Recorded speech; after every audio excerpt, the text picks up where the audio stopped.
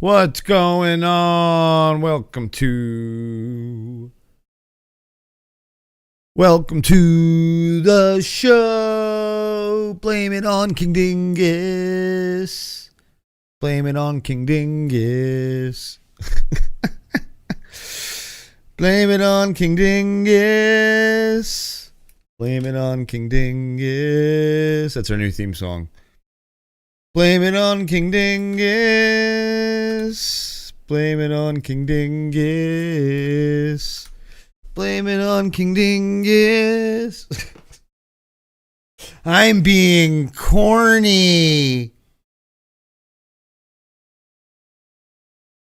Hail, we won yesterday. We beat those stupid Eagles. Hail. I'm in a good mood. I'm in a weird mood. It's been a long... I got up late. Kind of late. And because I took my medicine for sleeping last night, and I guess I needed to sleep because my body would not let me get up. But I'm here. An hour later than scheduled originally, but you know, I'm here. And we got lots of num-nums to talk about today. Lots of num-nums, including an exciting one that had a little bit of a weird start of entering the news cycle, I'm going to say. Because, yeah. It definitely had a weird entry into the news cycle. And I will... Where's this? I'll screenshot that. So we have a timestamp on it, Mr. Let's see here. Let's see if this link still works or not. Probably not. Oh, it works now. Okay, never mind. Okay, all these links are back up. That's very interesting. Let's see if this one works. Nope, that one did not work. But the trades have this crazy news. I'll pull up the original article that the Dingus had actually sent me. Hey, what's up, Doc? A wizard arrives precisely when it means to. A wizard is neither late nor is he early.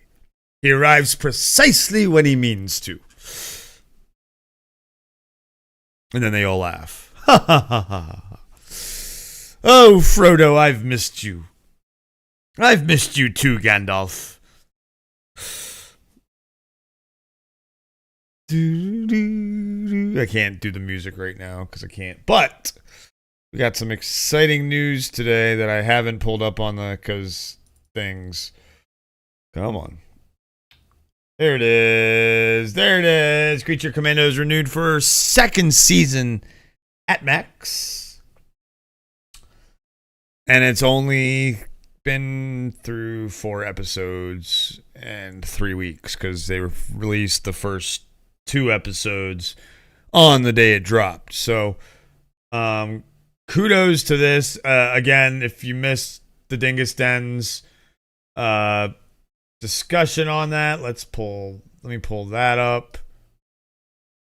That's an easy pull up. Easy pull up. Easy pull-ups. So, yep, you can go check this out. Make sure you go check it out at some point. Over the rainbow. Why did the link not go? What the fuck? Do I have like a mod on social stream? I hope not. Let me bring up the regular chat.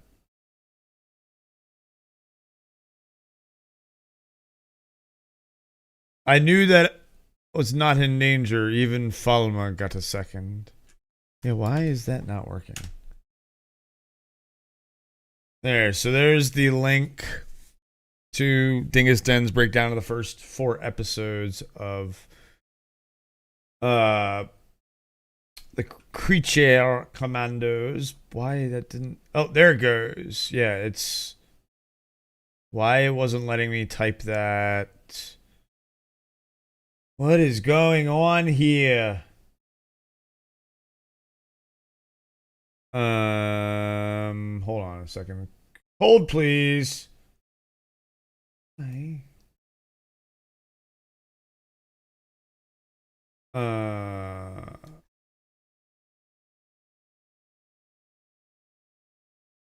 No, I mean, it should be the same link. Ending in a Z. Hold on, docs. Custom browser docs. Yeah, yeah. Weird.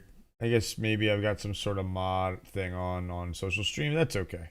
I can keep up the YouTube chat really small. And yeah. Anyway, what's funny about this is the article that Dingus had just sent me this morning, and I click on it and the link didn't work. So then I Google it, and comicbook.com had referenced this article, and their article was up, but then I sent that to Spencer. He clicks on it, doesn't work. We're like, what the hex? So it seems like, oh, someone jumped the gun or something. Well, and then this article pops up from Variety, and I'm like, oh, maybe it was an exclusive, but nope, no exclusive. And the Hollywood Reporter one still hadn't come back up. So, but now the Hollywood Reporter one's back up. So someone probably just jumped the gun, is what I'm guessing. And, yeah, that's what I'm guessing happened. And so now all the trades and all the websites are posting it. But if you have not watched Creature Commandos, what are you doing? It's 7 episodes. So there's only 3 episodes left. So you'll be able to binge it soon. And for me, it kind of reminds me of Archer with superheroes and comic book characters. Jumped the James Gunn. So Siri. I'm waiting to binge watch it. Smart. Yeah, I mean, it'll be an easy binge watch. It's, again, fantastic show. Last episode was great. All the episodes have been good, in my opinion. All of them. So it's renewed its adult animated series for a second season. I thought there was quotes. Yeah, we're thrilled to team up with Max for another season of Creature Commandos. Mayhem Gunn and DC Studios co-chairman Peter Safran said in a statement. From our spectacular first season of Peacemaker to the astonishing run of The Penguin to the record-breaking launch of Creature Commandos, Max has consistently delivered above industry expectations and beyond our wildest imaginings. Thank you, Casey, Sarah, Pia Sono, and the entire team for your tremendous support at DC Studios. We are proud to call Max home. Amy Gravitt, the VP of HBO and Max Comedy Programming, said only James Gunn could have conjured this wild band of misfits, which I stated in the chat the other day. I think it's like James Gunn and an odd, like a weird team. What are the odds, or a shocker? I forget what I said exactly. Go back and watch the chat's probably live, so you can definitely check it out. Only James Gunn could have conjured this wild band of misfits who tug at your heart and force you to root passionately for them. We couldn't be more delighted to continue their stories with James, Dean, Laurie, Peter Safran, and our fantastic partners at DC Studios and Warner Brothers Animation. Look, everybody's kissing everybody's asses. Great cast. Yep. Steve Iggy, Maria Bakalova, Zoe Chow, Frank Grillo, Sean Gunn, David Harbour, Alan Tudyk, Indira Varma, Viola Davis, and Anya Chalotra, who I haven't heard of, which is why I named her last. And yeah, Viola Davis is Amanda Waller again. Peter Girardi, who's the executive VP of alternate programming at Warner Brothers, kissed some more ass and said, thanks to the brilliant imagination of James and the talent of our amazing artists, DC fans fell in love with this new family of heroes. We are excited to continue this wild ride with our partners at Max. You want more monsters? You're getting more monsters. So, haha. Gunn told the Hollywood Reporter ahead of the series debut that every time I dealt with the Creature Commandos, it was like Christmas for me. Taking on a project the size of Superman is just crazy. It's hard and stressful, but the Creature Commando guys were doing such amazing work, and the cast was so incredible. So yeah, Rick Morales is a supervising producer, and Jan Safran Larian, WB Animation president, Sam Register, executive producers. Never heard of this. It's essentially Suicide Squad with creatures. Yes. Oh my gosh, Doc, you don't know about Creature Commandos? Do you have Max? Do you have Max? That is the question. If you have Max, go watch it. Go watch it after this stream. Then yeah, there you go. Oh my gosh. Yeah. It's like Archer, but but Suicide Squad with creatures. So essentially you've got the bride, Frankenstein's bride, Dr. Phosphorus, her name's Nadia. She's a fish girl. Weasel's back. G.I. Robot is back there. And then that's Frank Grillo's character. That's Rick Flag Sr. So Rick Flag, who was Junior, who was in Suicide Squad, that's his dad. And he's going to be in Superman. Frank Grillo is. Oh, yeah. I mean, if you like Archer, you'll like this. Yeah, you recognize the weasel. Yes. I recognize that weasel. So, yeah, very excited about this. That halfway through the season, we're already getting it renewed, so it makes sense to get vested into it. And it's the DCU. I mean, yes, Gunn's brother played him in the movies and is still playing him in this, and also plays G.I. Robot, I believe. Yeah. Well, so the DCU that Gunn is creating, because James Gunn directed that Suicide Squad movie, and he's trying to build this continuity like the MCU has, but he's also then doing like Elseworld stories, like the Batman. Robert Pattinson's the Batman is not in the main universe. The first DCU movie will be Superman. The first character that is part of the DCU, though, that we saw on screen was Weasel. And then the second, actually, that we saw on screen, that the movie is not canon, but the character will appear, I believe is what it is. Or is it the other way around? Yeah, that's what it is. The character it will appear, but the movie's not canon, is Blue Beetle, which is a fun movie if you haven't seen Blue Beetle. But this is the first official thing for the DCU. Everything else is canon, like Peacemaker's canon, and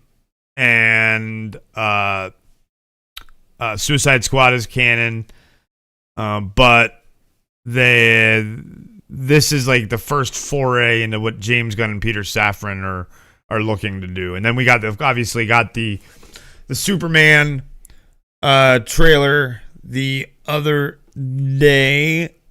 Make sure you go check that out. Our reaction. Where is that? It's around here somewhere.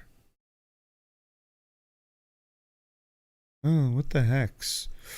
What the hex? Did we not? Oh, did we put it in Creators Corner? I'm going to check now. Yes. Which is at, let's see what it's at, guys. Come on. Watch it. 718 views. Let's fucking go. Let's fucking go. Yes, there is a lot to keep up with, Doc. I agree. It can be tough. But 700, that's our best video by far. But go check out our reaction if you have not. And then yeah. So what's this? Oh yeah, this is Dingus Den, so definitely go check that out. But yeah, we're getting a second season of Creatures Commando, which is fantastic. So again, go check it out on Max if you haven't. Episodes 1 through 4 are on there. New episodes drop on Thursdays and Wednesday nights. I think actually, wait, Thursdays? Wednesday nights, Thursdays, something like that. I watch it on Thursdays. I know that. Let's see. Maybe it says down here. No, it does not. How unhelpful. I watch it on Thursdays, so I would say watch it on Thursdays. I can't remember if it's like an early Thursday, Wednesday night, or like middle of the night Wednesday night. You know, like Disney Plus does. I think it's like 9 p.m. I don't remember. Anyway, on to the next story. This is something I'm this is really cool. I don't know if you guys heard about this, but Snoop Dogg just gifted a fan 50,000 V-Bucks in Fortnite. Give this a listen. Needs his cast signed. What? I get to sign your cast, Noah? Where you want it at? I'm gonna sign it big. I'm gonna take a whole lot of room. I'm gonna be real greedy. Stand by, guys. Snoop, Fortnite, dog. You play Fortnite? Yes, I play Fortnite. Have you seen my skin? Do you use it? I don't have it. You finna get it, man. You finna get some V-Bucks right away. On me. Say less. V-Bucks in the skin coming right up, buddy. Oh, you're gonna make us no way you're not. You and gonna have Marshmallow are the two coolest people I know. Say less. I got you getting V-Bucks. 50,000 V-Bucks for my nephew for Christmas. Yeah,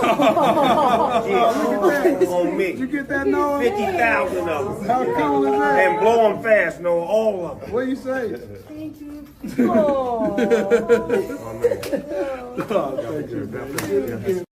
That's so cool. What? That's so cool. Like, yeah, I've seen this video. I don't know if you guys have seen this.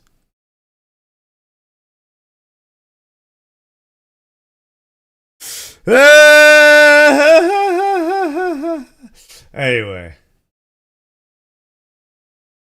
Oh, Jesus Christ. Bro will look back on this and regret it so much. You could have gotten cold, hard cash, you know. What? Dude, Snoop Dogg just fucking... Yeah, wow. Wow.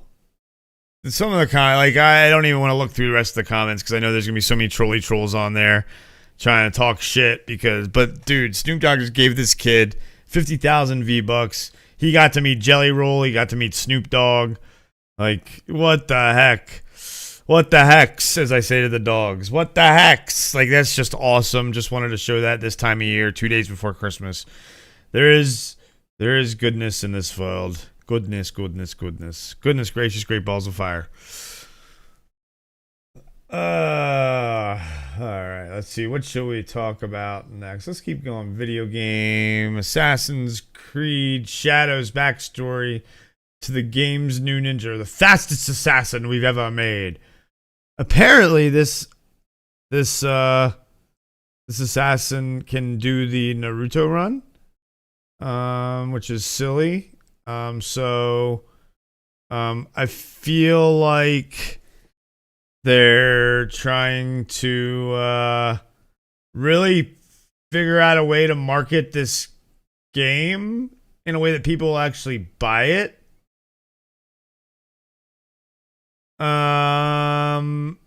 And the game looks beautiful. I mean, obviously that's cutscene, but a kid by the name of Junjiro becomes a focal point. He's the future Naoe hopes Japan will be. Character skill sets. Like, this is, yeah, like, again, this game, I've never seen them do an exclusive for, the reason I wanted to talk about this is they're really pushing this game hard.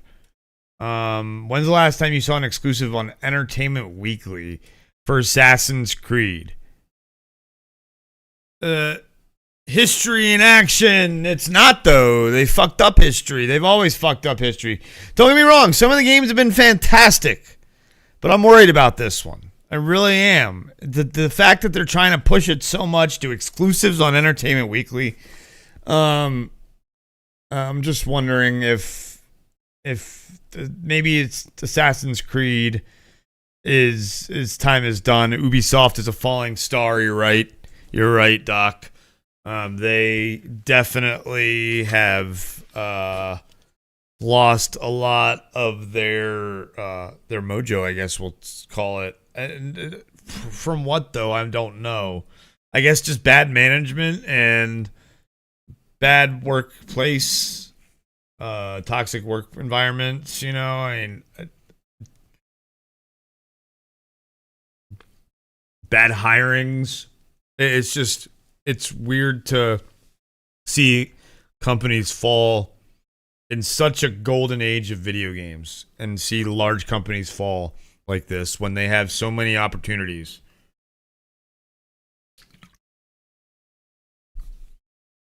Yeah, it happens in entertainment all the time when CEOs take over and the creators become the slaves. Well, they always are. Creators are always the peons. The bourgeois will always run. We need a workers' revolution. No, I mean, we just need better hiring people. That's the thing. You can hire a CEO that is creative. You just need to hire better. I know CEOs about business. Trust me, I've got a business degree. But you can hire a CEO that has a creative vision. And the creators, yeah, usually, although for in Ubi's case, the founding family, yes, you definitely can, Doc. You just don't be naive and don't be so jaded on the world. If it's a public company, you just have to find the right person. It's all still about finding the right person. And for Ubisoft, the founding family still has some control over the company. The creators of the company are still there. So it's bad hirings for Ubi. I don't like that they're pushing their games now on Entertainment Weekly. Like, who, why? This is not a cinematic game. This is Assassin's Creed. Now, they had the story about the Marvel 1943, The Rise of Hydra, and that was a great play because the company is very cinematic. I don't see all their choices being purely money driven. No, they have some good games still. But in this world, this day and age, a large company like that has to be somewhat money driven. Otherwise, they're going to disappear faster. Because you got to make as much money as the other guy. But that is the rub. Exactly. That's the problem. It's a double-edged sword that you want to be creative, but you got to keep up with the other guy. And that's part of the problem. And that's why companies like Sega got out of the console game and got into the software game, and it looks like they've got another idea as well. Time for Sega to jump into that Ubisoft Plus, Game Pass, kind of EA Play space. And an article on the BBC of all places, because they had the interview. Sega is considering a Netflix-like game subscription service. Sega is considering launching its own Netflix-like subscription service for video games, a move which would accelerate gaming's transition towards streaming. There are already a number of similar services on the market, such as Xbox Game Pass and PlayStation Plus, which see gamers pay a monthly fee for access to a range of titles rather than owning them outright. Sega's president, Shuji Yatsumi, told the BBC such subscription products were very interesting and his firm was evaluating some opportunities. We're thinking something and discussing something we cannot disclose right now. Some in the industry have expressed concern about the move, however, telling the BBC it could see gamers shelling out more money on multiple subscription services. It's not just Sony and Microsoft who offer game subscriptions. There are now countless players in the space with rivals such as Nintendo, EA, and Ubisoft all offering their own membership plans. Currently, various Sega games are available across multiple streaming services. The amount these services individually charge vary depending on the features and games made available. For example, Xbox Game Pass ranges from, and I'll do it in US prices, $10 a month to $20 a month, while PlayStation Plus ranges from $10 a month to $20 a month, I believe, or like $19 a month. So it would make financial sense for Sega people who are playing its titles to pay its subscription fees rather than its rivals. It could also be attractive for people who mostly want to play Sega games, but for everyone else, it could result in higher costs. Rachel Howie streams herself playing games on Twitch where she had known and Don't Ratch Quit to her fans, and she said she was excited and worried about another subscription service. We have so many subs already that we find it very difficult to justify signing up for a new one. I think that Sega will definitely have a core dedicated audience that will benefit from this, but will the average gamer choose this over something like Game Pass? Probably not. Probably not. Because you get variety on Game Pass. As someone whose first console was the Sega Mega Drive Genesis, what I'd love more than anything is to see Sega thriving, and this feels like a step in the modern direction, she said. But she wondered if Sega did create a rival subscription service, if this would lead to the games being removed from other services. If so, it could mean that consumers are shelling out more money across owning multiple subscription services. Let's talk. I didn't know there were people who preferred Sega games. Yeah, well, Sega publishes a lot of games.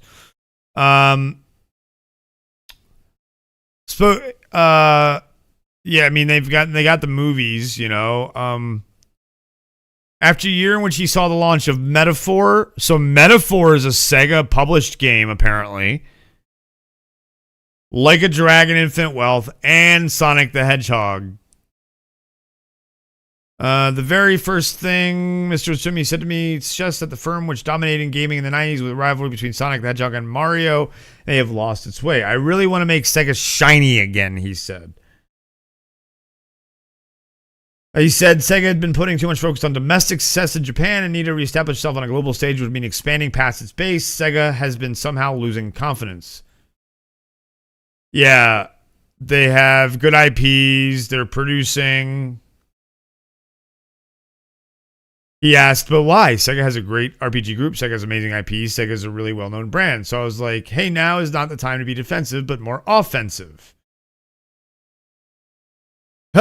He said the company was too concerned about controlling costs when he took over, and he wants to bring a rock and roll mentality to gaming.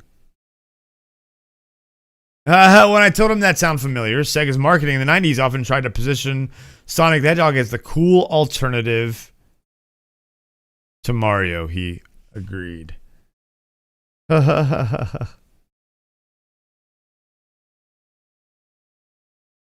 So now he's talking about they got to make a next great game in the series. They're working on a new Sonic game. Okay. Working on a new Sonic game.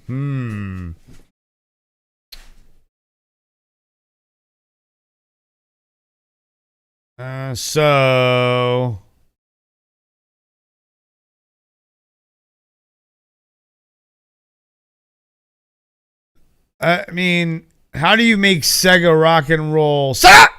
That's how they tried. Sega! You know, like, woo! I mean, you can make any game company rock and roll. It's a matter of your public persona. And Football Manager delayed. No! I think that's coming to Game Pass, though, so that's cool. But it's delayed. Okay. Now we're just getting into the weeds here of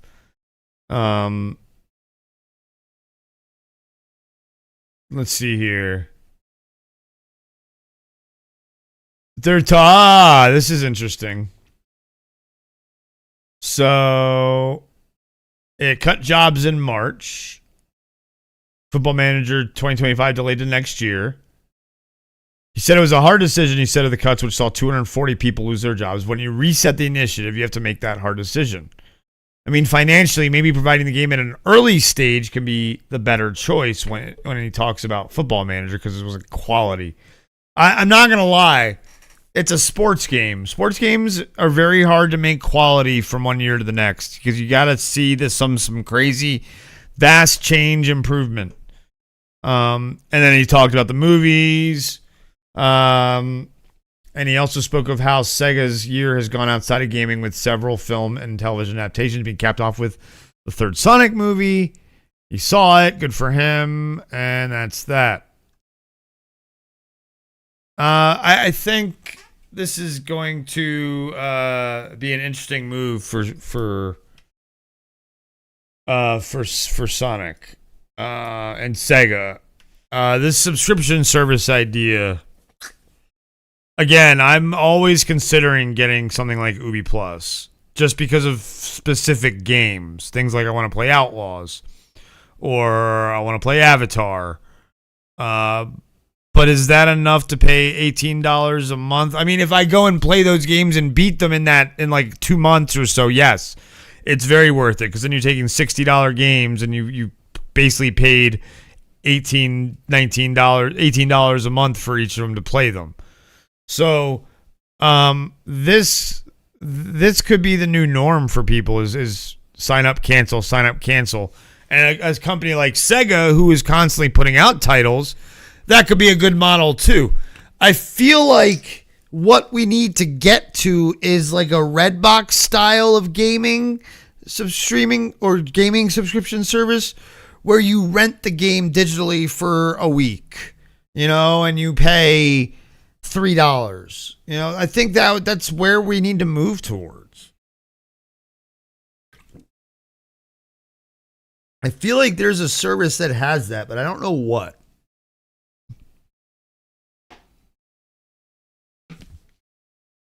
But like a GameFly that's digital, essentially. I don't know how you do this.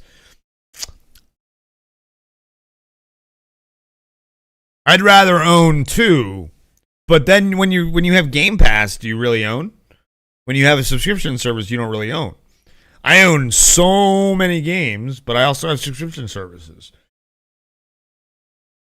And I mean, trying to get physical copies of a PC game these days, because who has a drive to run a physical game? See, that's where you're different. Most of us sub for games. We all have Game Pass. And pretty much Game Pass. Like I pay for Game Pass, but I also did where I got Game Pass for very cheap. And if you haven't tried PC Game Pass, what are you doing? It is one of the best bargains in gaming because you have all these games a month that you can try. And if you just have PC and you don't have consoles, you can get just PC Game Pass. Hell, if you get Ultimate though, then you can do xCloud. I'm a big proponent of Game Pass. You have to keep up with the times. But you have to keep up with the times, too, is eventually you're not going to be able to own games. I'm telling you. It's going to be a thing of the past. It is. Games are going to be all on demand. It's the way we're moving. Subscription services. Yeah, I mean, my library is huge, too, on Steam, on Epic, on GOG, but when there's a game that comes out on Game Pass and I don't have to buy it and I can try it, and then I'm be like, oh well, that was an okay game, but I'm glad I didn't waste my money.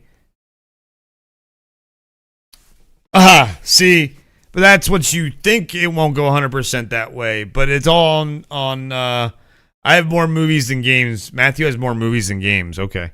Yeah, I like that. That's I miss having more movies than games. I do. I really do. It's going to be an interesting future, I think. We'll see what the future holds, Doc, but well, that's the thing. Go look at a service like Game Pass where they put early access games into Game Pass. They do that. Subscription services will accept early access games. And the whole quote early access game thing, I feel like just call it what it is. It's a beta. Steam has a huge library of EA. Oh yeah, I know. I own a bunch of them. It's just a beta. Call it what it is. It's a beta. So this is why, though, like this whole early access thing. Remember when we didn't have to pay for betas? That's what I'm saying. That's why I think that this whole Steam will eventually become like a beta service. Steam needs to go back to publishing games more. That's what I think. But yeah, all early access is a beta, and we didn't used to have to pay for betas. And this whole excuse of, oh, it's more expensive still to pay for a game, to make a game these days, but then make the game better and run betas, sure. That's cool. Yeah, I mean, a ton of people have, yeah, when you're part of early access, you're part of the beta process. But what's funny is that in the beta process, usually the company's paying the testers. Like, but we're paying the devs for early access. And some of those early access games come from big publishers. So there's definitely a misconception that a lot of those early access games need our money. They don't.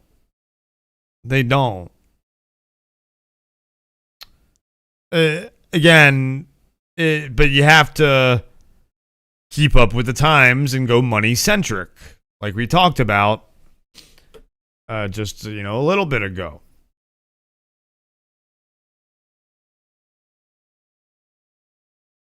I agree.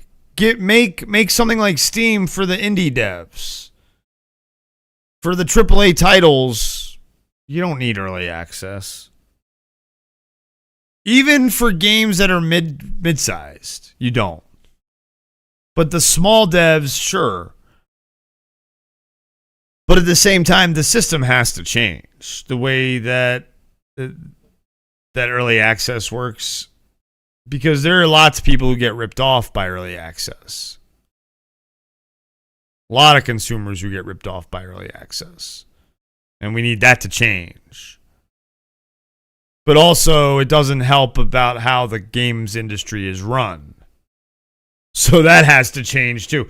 Just like, but just like with what the Sega guy was saying, we need it all to be shiny again. It's not shiny right now. It's kind of, yeah, I don't pre-order many AAA games anymore. Like, for example, I'll do a couple. Midnight Suns was one I did, and I played the shit out of it, and I loved it. So there are some games where but I've been burned in the past. I've been burned by Ubi, by all kinds of companies. But yeah, I don't really pre-order. I do pre-order like Starfield and Indiana Jones, for example. Having Game Pass, you're able to pay it at a discounted price and get the premium edition.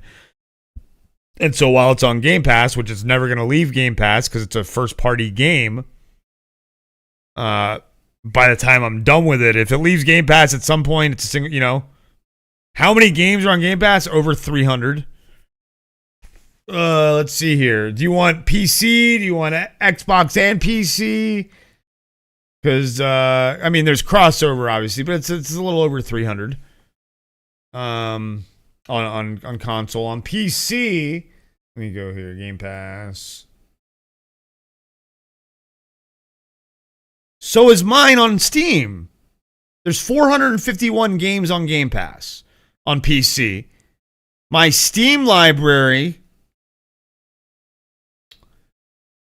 is, God damn it, I don't know, all games, has 816 games. Of course, that includes, if I'd have to filter out demos and shit like that, but I don't have a ton of demos. So like 800.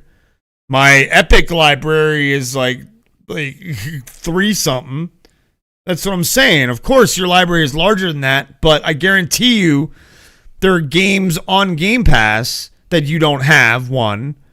And 2, Game Pass gives you that opportunity to try games, and if you really like the game, you can buy it yourself.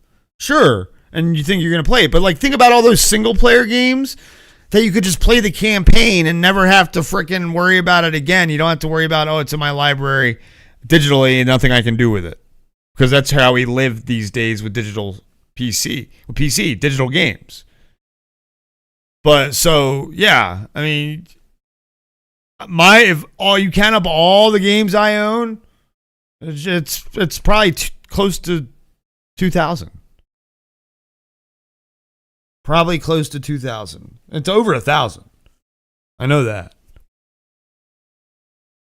So, but we don't play all those games. I mean, think about it. We buy these games and then we don't play them.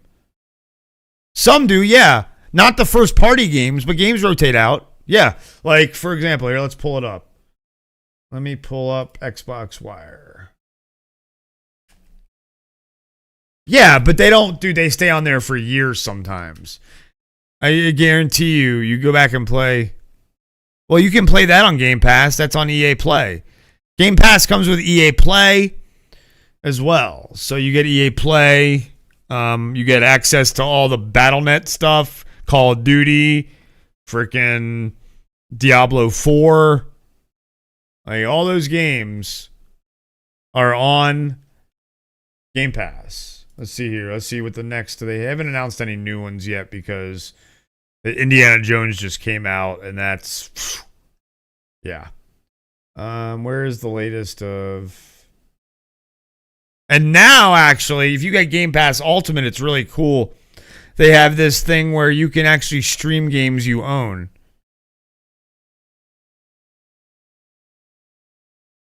But you're missing my point, Doc. Doc, it is A-okay. You're not going to... Every single game on Game Pass, you're not going to go back and play all the time. And it's not like I guarantee you the games that they remove are not the games that you're playing. I guarantee, for the most part. Like, if I could find the Xbox Game Pass. Let's see here. Like, that's...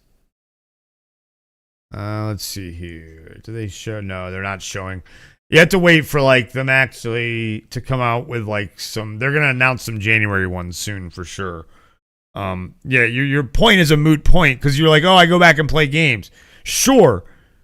But you have it's essentially adding 400 games to your library, dude. And, yeah, sure, there are crossovers, so let's say it's adding 200 games to your library. That's the thing that you're missing the point of. It has nothing to do with, sure, keep all your games, play them. Again, I have over 800 games on Steam. Some of those are crossovers of what's on Game Pass.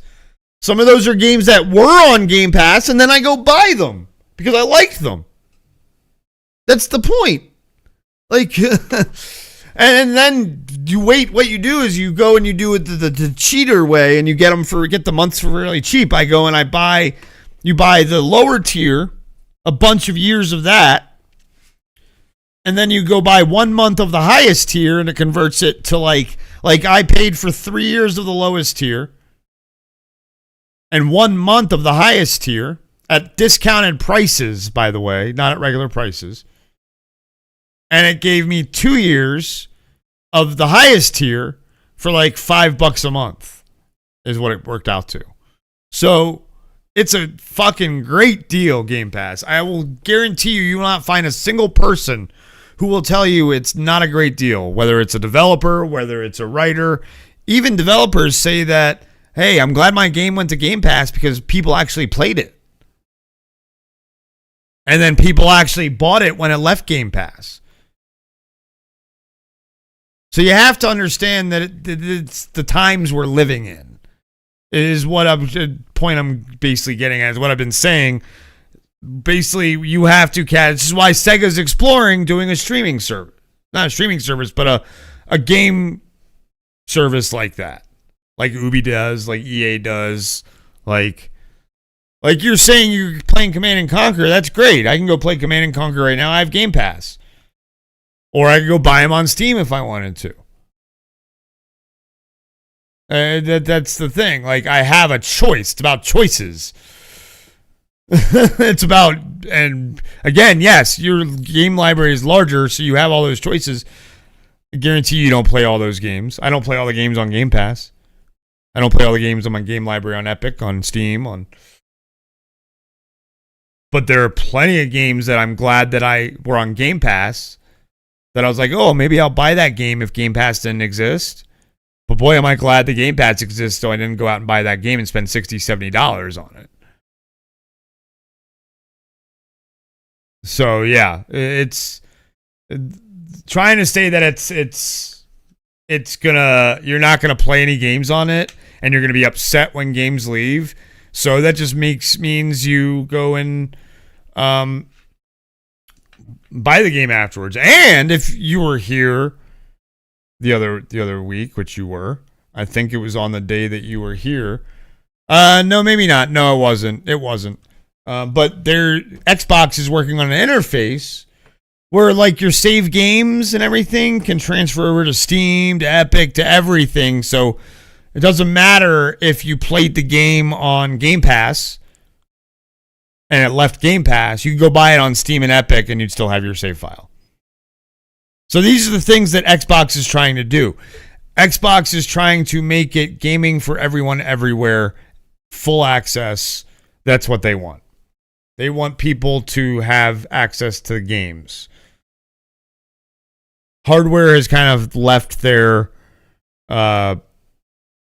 strategy. And we made the joke that Spencer was making the joke last week. He was picking up all kinds of different things in his room, that this is an Xbox, this is an Xbox, this is their marketing campaign now. But to say that you wouldn't play the games on Game Pass, I challenge you to that you would. And you could probably go get a trial of it for PC Game Pass, or a month for yeah. You said I've got enough. But you said that you would be upset if games left, so you would just go play new games. You would play the games, so then what's the problem? Like you would rather own, but you don't technically own those games, right? You own a license to those games that can be revoked at any time because the game can be pulled and that license you could click it and it won't access anything. They could make the game obsolete. Sure, you would play the games on Game Pass. You're right. You never said that. You wouldn't. But you said it wouldn't be worth it for you. And I challenge you that it would. Because, no, yeah, it's not a good thing. Oh, no, I agree. But again, it's the world we live in. It's not a good thing that those games can just be pulled. Your license can be revoked for a game.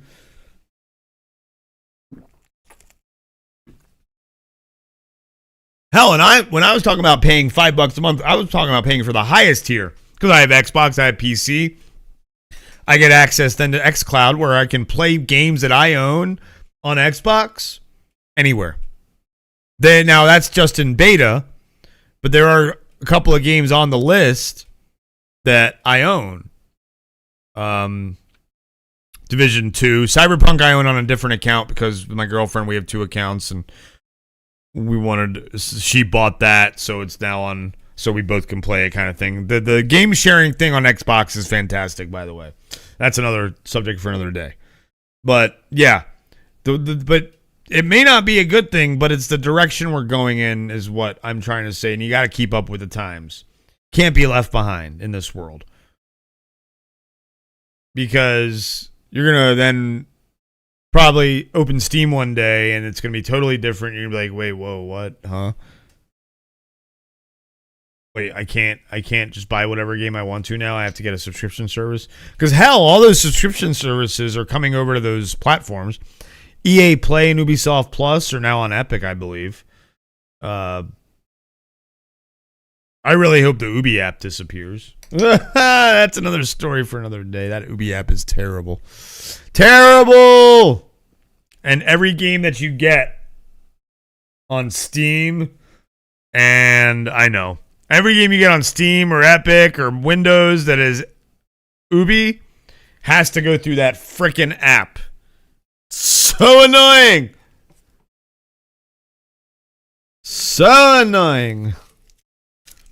Ugh. Anyway. But yeah, I urge you to check out Game Pass for a trial. Let's see, is there a trial? There gotta be a trial going on right now.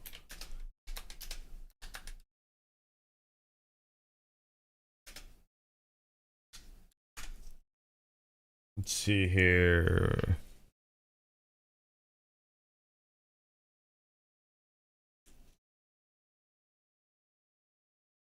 Bum. Yep, get your first 14 days for $1.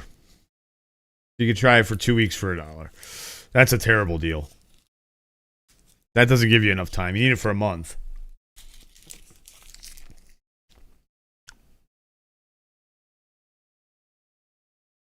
It's the holidays, Microsoft. Come on, man. I know. The reason they're doing that, though, is because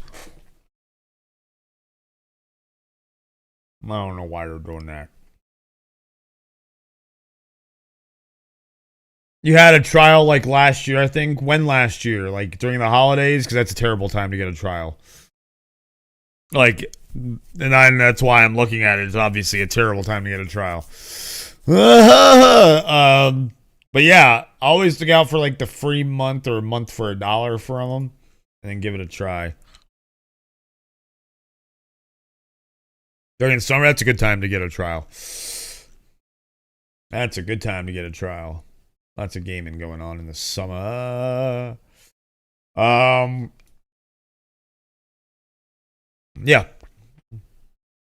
Let's see here. Last year at some point.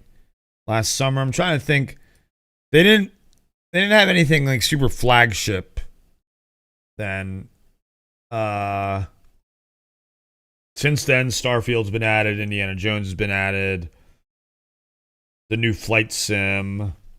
I don't know what else came out this year. A lot came out this year. It's hard to think about what came out this year because, again, like you said, they keep rotating them. And most of the games that have left are like games I wouldn't play.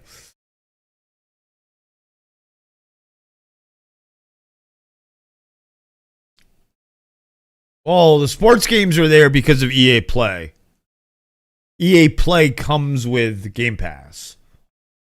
And it's not a lot of sports games. I'm going to... what? I don't know what you're talking about. A lot of sports games. Here, I'll even bring it up. Yeah. Not a lot of sports games. Where is it? There it is. Yeah, here's the catalog. All the Age of Empires, Age of Mythology, Among Us, Ara. Oh yeah, don't pay. It's different. Don't look at console. That's different. Totally different. That's a totally different library. Absolutely, yeah. Assassin's Creeds. Atlas is a really fun game. All the Battlefields. Battletoads. There's a ton of games on here. All the Call of Duties and more Call of Duties are coming. We talked about that last week, that more Call of Duties are probably coming. There's Command and Conquer.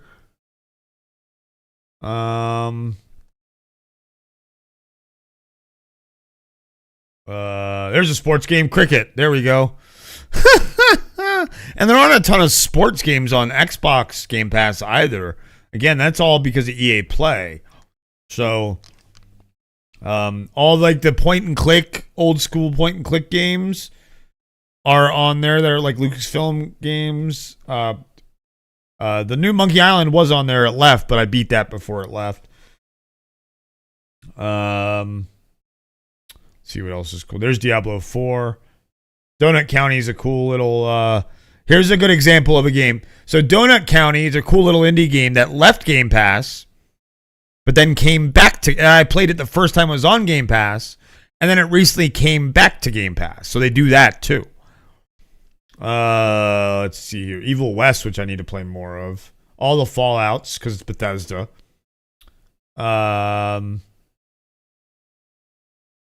Let's see here. Yeah, there's just so many. Grounded is a great game. There's the Halos. Goat Simulator 1 and 3. What happened to 2? We don't know. We're not going to talk about that. Great game. Grim Fandango, if you've never played it. Fantastic game. I'm a point and click guy. There's Indiana Jones. Been playing that on Twitch. Fantastic game so far. Look, House Flipper. You know, you want to be a house flipper, guys. Hmm.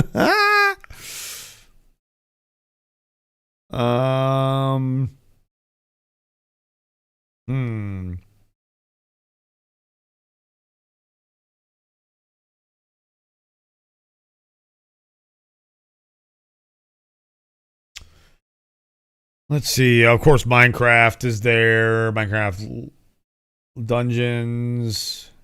Minecraft Legends. Like a lot of Middle Earth, a lot of games from like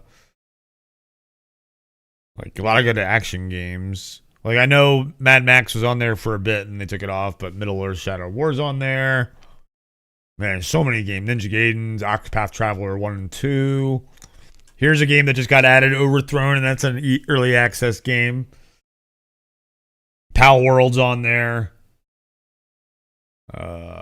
Man.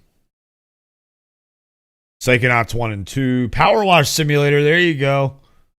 But yeah, my point is there's all South Park, Fractured Butthole, SpongeBob game, Star Trucker. Here's Spyro just got added because, you know, Activision. And that's the thing. They're about to dump a whole bunch of Activision and Call of Duty and games on there as well. New Fable will be on here. All the Elder Scrolls will never leave because they're Bethesda. So yeah, all the Bethesda, Activision, Microsoft games that are on here will never leave. So games like Skyrim and Morrowind and Oblivion, if those are games that you go back to and play, then yeah, they'll never leave. But most games in here have been in here for a long time. Lies of P, I need to try that one still. Anyway, my point is, yes, there's plenty of games. Plenty of games. Well, let me switch back to this. Oh, I'm seeing I minimized it. Okay, so next. Guys, this is some movie.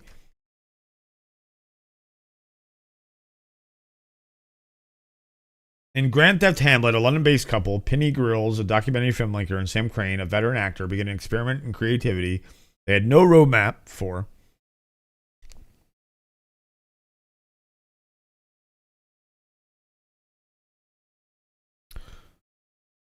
Here's what I'm going to say. So he says that only games I'm seeing there I've owned for a while. That's the thing.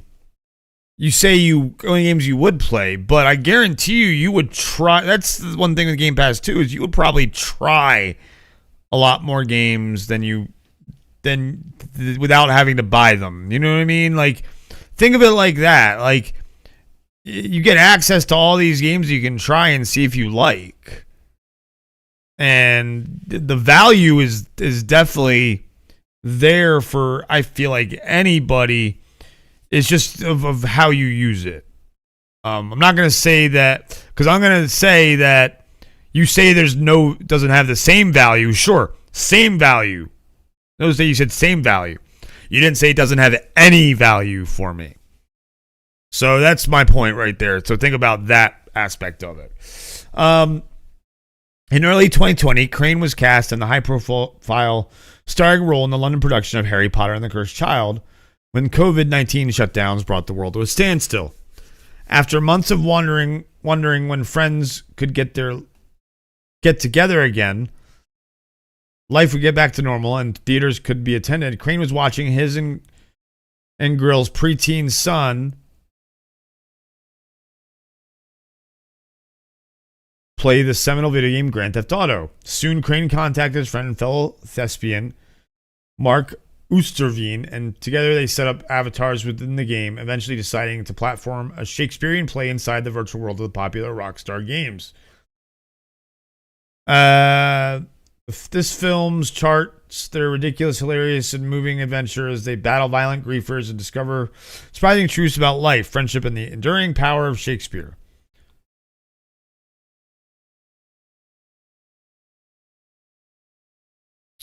I don't sub to Disney Plus, but there are things I may watch, but not a lot, so I may get some value, but not enough to justify subbing. Well, that's why you go find someone who has it and say, hey, can I get your password? I use my mom's. I mean, this is, come on, man, 2024. There are things you'd watch on there, so go ask someone if you can. You gotta have someone close to you that has Disney Plus. That would be like, sure, it doesn't cost them anything extra. We're not at that point. Netflix tried to do this password. I find that, wow. I'm sorry that no family. I didn't say family. What about friends? I share streaming service with friends. You tell me you have no friends either, Doc? I'm really sorry if that's the case. I share streaming services with friends and stuff. Oh, there you go. If you have Charter Spectrum, you get Disney Plus for free along with Paramount and Plus. You haven't asked them all. Well, Game Pass, that you can't share. Game Pass, you cannot share on PC. That's something you cannot do.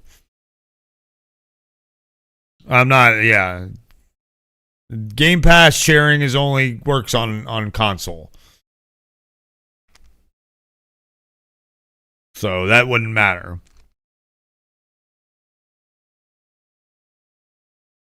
But not enough. That's what I'm saying. So you say there's not enough value to pay for. Yeah, but Game Pass. But you just said you don't know anybody that has Disney or Game Pass. But not knowing anyone that has Game Pass, that doesn't matter because you can't share Game Pass on PC because you don't have an Xbox. I know that. So, I'm saying go find someone that might have Disney Plus. The fact that you say you've asked every single friend that has Disney Plus, because there's Star Wars, there's Marvel, there's Disney animated on Disney Plus, man.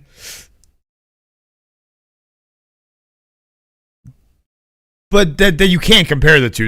You can't though. That's a bad comparison. You would have to compare it with Ubisoft, a gaming service with a gaming service, because you calls it the Netflix of gaming. They work differently. Streaming services like for video work very differently. You can share passwords and things like that.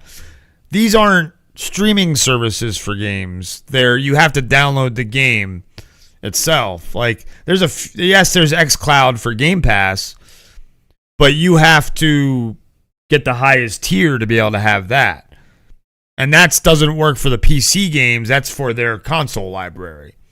So yeah, bad comparison, man. Apples and oranges and bananas. So, yeah, but different kind of subservice. So they have different opportunity costs. You can't get into a marketing debate about it and a business debate about it because they're different kinds of services that have different opportunity costs. A gaming service and a TV service are going to have way different opportunity costs and cater to different opportunity cost markets. So cost versus value for a subservice on a video service versus cost versus value on a gaming service is going to be very, very different. Because the cost value on a streaming service is it's not interactive. A streaming service for like a video, a lot of people get them just for their kids to be able to keep their kids busy. A streaming service for a video, you're going to leave on in the background and binge The Office, but you're not going to necessarily pay attention to the whole thing. A game subscription service, you're going to have to sit there and play the game. So the opportunity cost is very, very different because you have to think about that. With a streaming service for video, I feel like, yes, the reason more people have a streaming service for a video rather than a subservice for a video game is for that very reason. The opportunity costs are very different. So trying to compare them as their cost versus value is impossible to do because of the type of services they are. One's a streaming service for video, and one's a service for video games that essentially lets you rent the video game and download it and interact with it and actually be vested into it. And if you don't like it, you can uninstall it and reinstall it. Sure, just like it was streaming service for video, you can start something and if it's bad, turn it off. But less time is invested into that than having to install a game on a gaming stream, on a gaming sub. So again, opportunity cost versus value, very, very different. All right. Well, I'm going to take a look at this trailer. I'm going to react to it. So let me start recording, and then we'll get back to the chat. I guess I should finish this this Ricola that I have, or Halls, or whatever the fuck, Ricola, in my mouth first. So we're not going to do this yet. We're going to go on to the next story. And here, while we're doing that, here let's partake, Doc. Let's partake, Doc.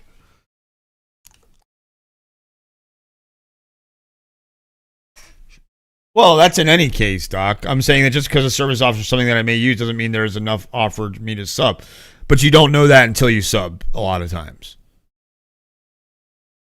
Because you can't predict the future of what's going to get added. And, of course, you can wait and see and then subs, too. That's the beauty of these services. Remember when everything used to be contract locked, Doc, and it sucked because you didn't want to sign up for something because you got locked into a contract? And now you can just sign up for something and cancel it. Take, for example, Spencer, Dingus, John from Nerd Reactor. They signed up for Ubisoft Plus just to play Star Wars Outlaws. And when they beat the main story, they canceled their subscription. And then they'll re-sign up for it when DLC gets added to that game. Yeah, except for like Columbia House where you could just cancel whenever. Yeah. But remember, everything was like a 2-year contract and they didn't want to lose customers. Now, we live in this McDonaldized era. And I mean, McDonaldization is a term. Go look it up. It's a sociological term. Actually, done studies on it when I was in college. We live in this McDonaldized society where it's instant gratification because you can just sign up. I mean, shit. You know how many trials I have signed up for? Let's switch to this. Trials I've signed up for and then canceled right away because I know that when you cancel them, you still have the trial. It just says, oh, you have until this date now. And it'll cancel after this. And it's fantastic. Hell, I did that with a greeting card service online to be able to make my girlfriend her birthday card. And then I was like, you know what? The price was decent. Don't get me wrong. But I'm like, I don't need this right now. I'll cancel it, the trial. And if I ever want it again, I'll come pay for it. So, yeah. So trying to find value in them these days is easy because of that case, especially. I feel like because you can just cancel it and it'll just cancel at the end of the term, it's for sure definitely a much better value these days than when you couldn't just cancel things right away. Even Adobe used to have a contract, and they got rid of that.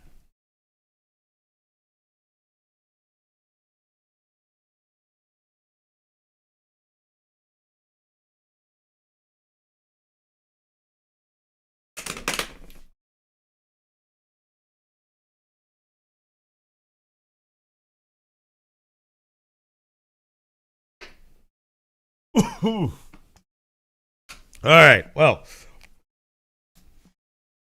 28 years later, which we just did a trailer, watched the trailer for.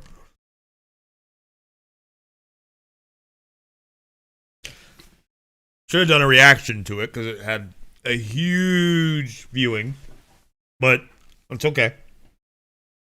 Didn't start doing the reactions till after this trailer. But 28 years later is already getting announced a sequel. The Bone Temple. Because the 28 years later is going to be a trilogy. Starting with 28 years later, the Bone Temple, and then I don't know, we don't have a name for the last one. So, yeah, interesting that we're already getting the announcement of when the sequel will be. Which will be has landed January 16th, 2026.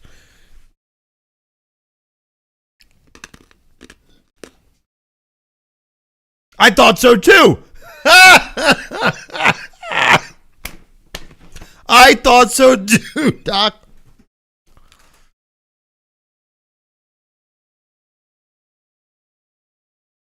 Well, yeah, it's a news story because it's 28 years later. A lot's happened in 28 years. Yeah, we need more original movies. We do. Problem is it's all about money.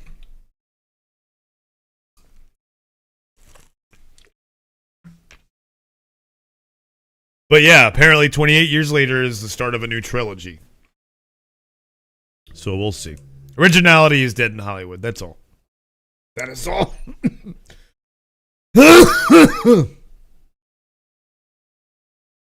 But good news for Dune.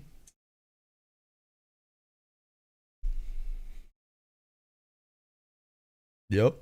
Dune Prophecy renewed for season 2 at HBO. I've watched one whole episode of this.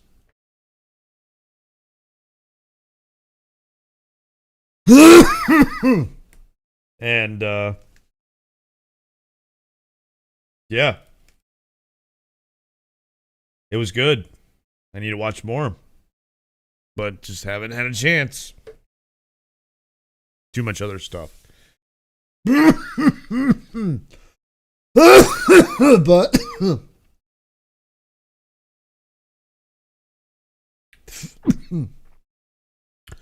I'll be able to binge it. Whoops. Why is my computer doing that shit? Because the finale is on December 22nd. Yeah, what is going on? Something's going on with my wheel. I may have to clean my mouse or something. It's weird when I'm trying to highlight. Maybe it's because of how zoomed in I am. Yes. God damn it. So, finale's on December 22nd. You can binge it. There you go, Matthew. Binge it. Premiere episode has racked up 15 million viewers, which I'm one of those, so. Yeah, that's cool.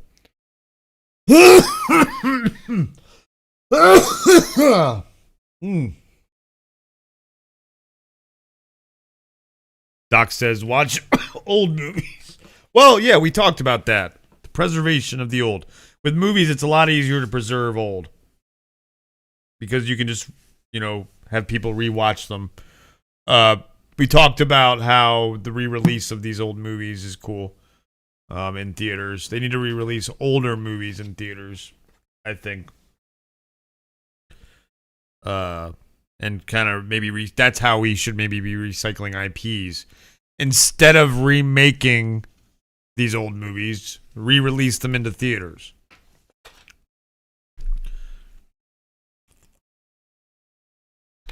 Showcase the golden age of cinema. Because this certainly ain't it. I know it would. They would definitely make money in theaters if they did that. Not sure why they don't. But they do, and it's fandom that does it. Right now, it's events.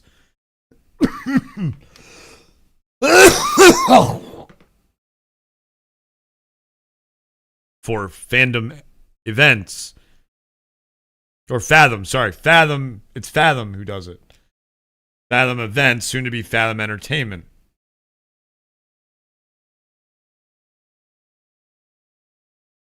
Disney got their lunch eaten again, so change is needed. Yeah,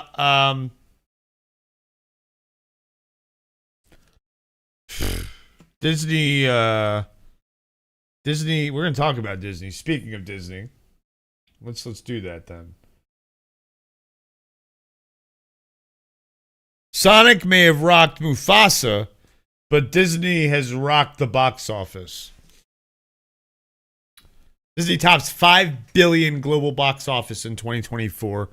First studio to mark the post-pandemic. Hit the to the mark post-pandemic. Yeah.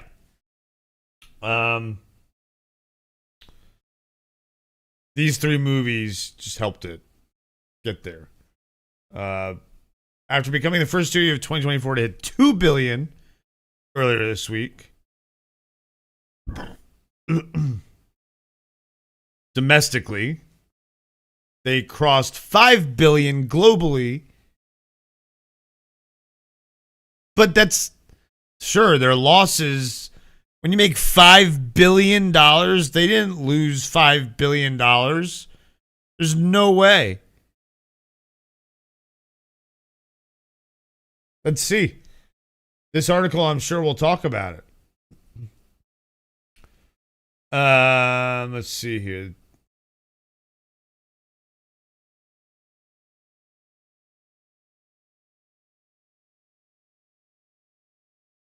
There's definitely some typos here. The fact that this provided some of the most key moments of the year. Yeah, no, they don't have anything. I mean, there's no way, though, they lost more than $5 billion. Especially because you have to understand that the movies isn't even the biggest draw for Disney money-wise. It's their parks and hotels. They make so much money from them. So this is just icing on the cake for them. I mean, I don't know who else is even close to $5 billion in box office this year. Anybody?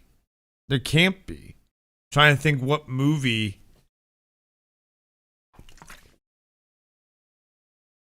I mean, Wicked is what, Universal?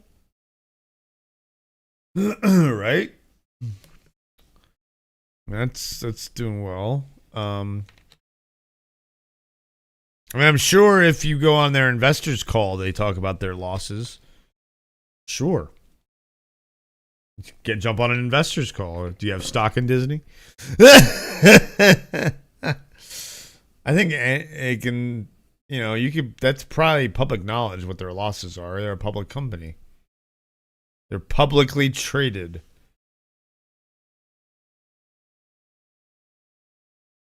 Definitely some type per dis. Might say Disney.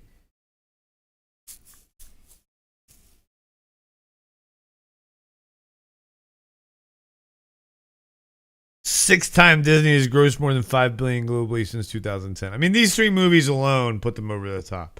Especially because animated movies don't have as high a budget as, say, a Deadpool and Wolverine. I mean, that's what we need to look at. I mean, Mufasa, here, they even said right here. This weekend's release of Disney's Mufasa is coming in lower than expected, may be seen as an end-of-year misstep. But there's holiday play ahead. It's got a good point. Between Christmas and New Year's, you might see a bump in Mufasa because of all the kids getting taken to the movies. Let's see what's in the movies right now. Let's look up what's playing. What's playing at the movies? Oh yeah. I mean, Moana 2 is still. Anyway, just stay on Bing. Moana 2 is still going. Wicked, okay. Craven, oh man, poor Sony. Lord of the Rings, yeah, WB is. I don't see any other Disney. I guess. No, not holiday. What's. There we go. Let's zoom in. Yeah. Just trying to see what other family movies there are. The Wild Robot, I don't think is still playing, so Red One, I guess, is kind of family-ish because it's about Santa, so that one will get some looks. But yeah, it'll be these three, sure. And maybe Wicked even. Maybe even Wicked. So, Sonic, Mufasa, and I think because of Moana, Disney will do fine this holiday. So, yeah. Mufasa also might get a little bit of a bump because of the holidays, but not a ton. It's just so weird seeing that live action shit with animals and don't show emotion. But apparently it's very much improved, but still people still don't want to see it. They don't want to see it. I understand. I understand why. I understand why. I do understand why. I hated the first one. I was so mad that they had tarnished the good name of The Lion King with the first live action one.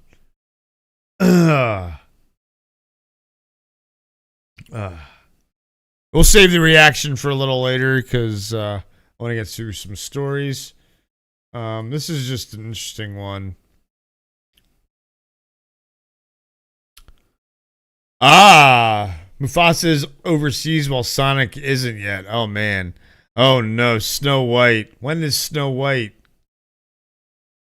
When does Snow White come out? Snow White.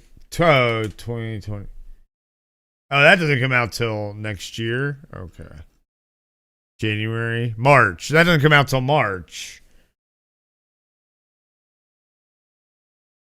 Once the seventh seal is broken. I love it. Fucking Disney. Fucking Disney.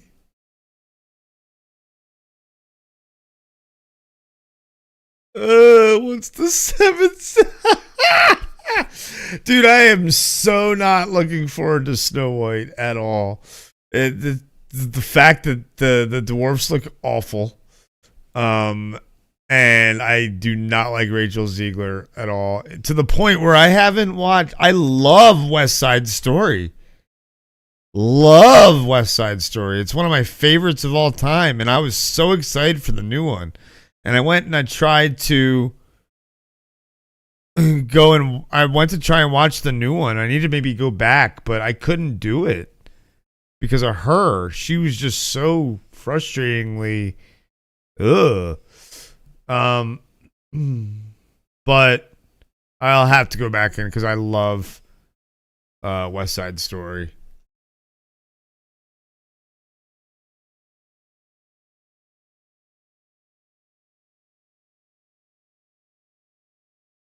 I don't remember. Was there no Spanish subtitles for the Spanish section? I'll have to go back and watch it now. Now I have to go back and watch it. I don't remember. I don't remember.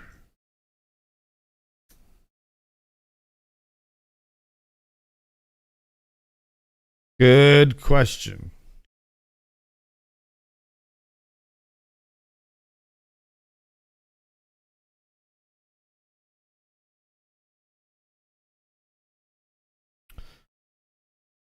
Good question.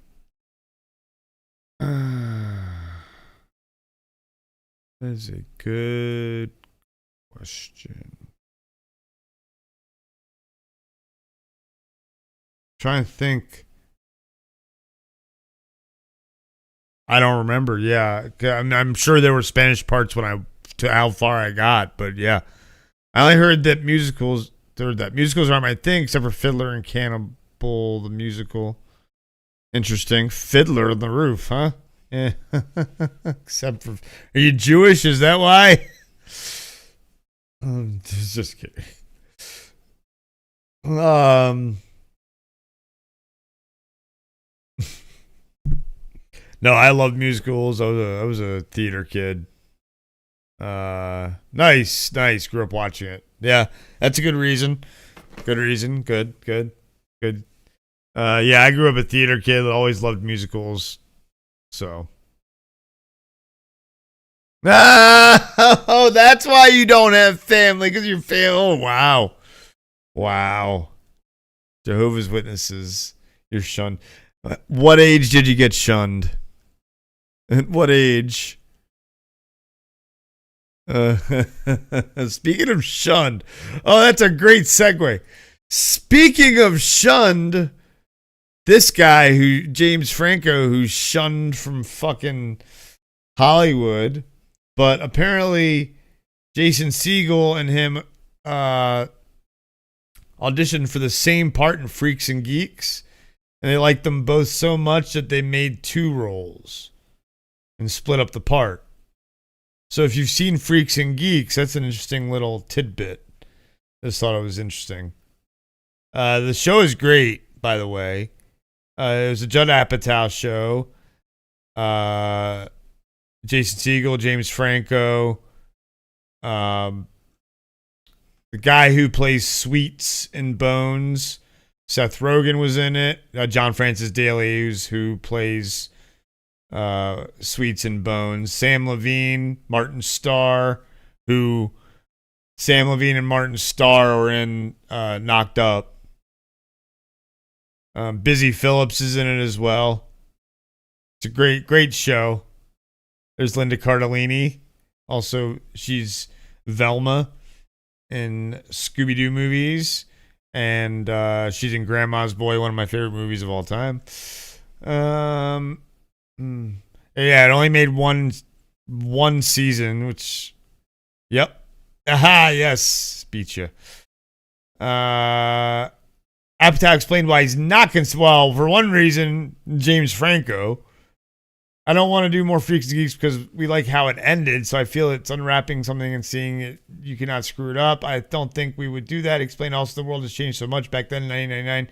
You're talking about the pre-computer and cell phone age that was before YouTube, Google, Snapchat. I don't close the door on anything, but my inclination is that we said all we had to say. Yeah, I agree. You don't need to do more. I agree because of the life has changed. Yeah, pot and video games. Exactly. Love that movie. Yes. Jonah Hill. I mean, fuck, man. Great cast. You know. So. The mom from Everybody Loves Raymond. The grandma. Ray's mom. So, yeah, fantastic movie. Fantastic movie. But, yeah, great show. Go check out the one season of it if you haven't. Doris Roberts, thank you. Doris Roberts, thank you. Oh, man. So, if you're a spy, like I say, I always want to find a way to put sports into my show. Hi, puppy.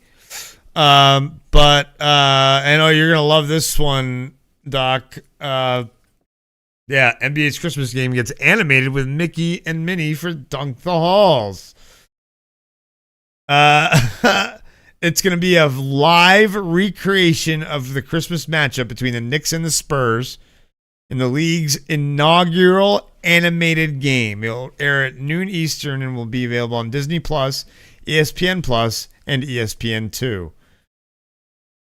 A Thursday press conference showcased a sneak peek of Dunk the Halls in which an animated Santa Claus grants Mickey Mouse's wish for he and his friends to play in a basketball game. Dunk the Halls features animation versions of players from both the Knicks and Spurs, such as New York's All-Star Jalen Brunson, as well as San Antonio's Rookie of the Year, Victor Wembanyama. Should have been WNBA, would have been a comedy. Just kidding. Oh, terrible. Terrible, Doc. Come on. Look, Caitlin Clark went to the WNBA, and now they're all flying on charter jets. Look, they're making their money now. Hell, one of the WNBA players just signed one of the biggest contracts of shoe deals in WNBA history, women's sports history, I believe.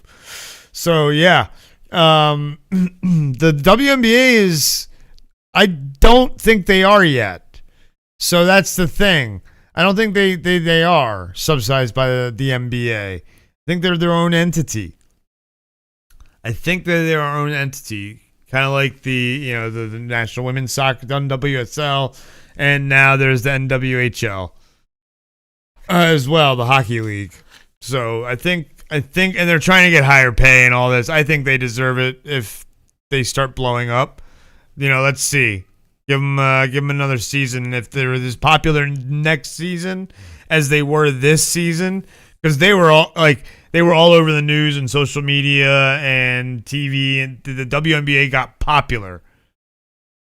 Yes, the NBA provides some financial support, but the NBA is not. Yes, see, yeah, exactly. Okay, yeah, I mean financial support, sure. They're a smaller league, but if they start getting the advertisers to come to them, then they can get more money. Anyway, we're talking about the WNBA now all of a sudden. How'd that happen? A joke. That's right. A joke turned us into the WNBA podcast. But ESPN play-by-play announcer Drew Carter serves as the primary broadcaster. And they'll have, alongside, a Daisy Duck will be a sideline reporter for the game. Let's fucking go.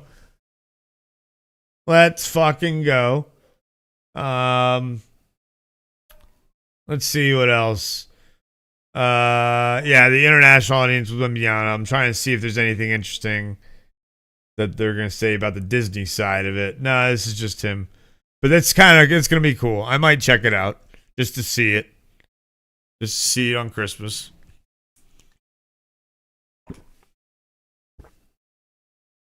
Just to see it. I might check it out. But yeah, we're gonna get that. Here's a feel-good story. I don't even watch this show. I don't even know what this show is about. But this story's about dogs. They had to recast another dog. Look at that adorable puppy. Even canine. Even canine actors have it tough. What was the headline? It was like, even canine role. Yeah, that's something that posts like, even canine actors have it rough. RUFF. I just thought it was. I think he was maybe borderline feral when he started on set. We learned that the hard way. Unionize the canines. Oh, look at the puppy. Let's just leave the puppy up. Puppy. No idea what the show. Apparently it stars Alexandria Breckenridge. So, anyway. So, just wanted to throw a dog story in there because, here's one of our big stories coming up next. But before we talk about it, I'm going to go let a dog out. Doc, you're going to love this next story. It's actually a Netflix show.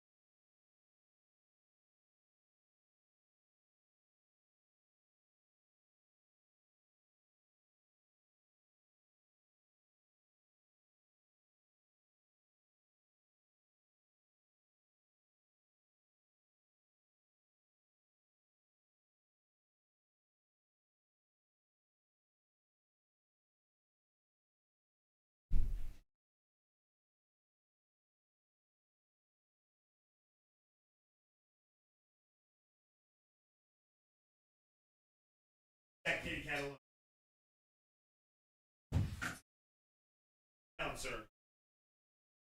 All right.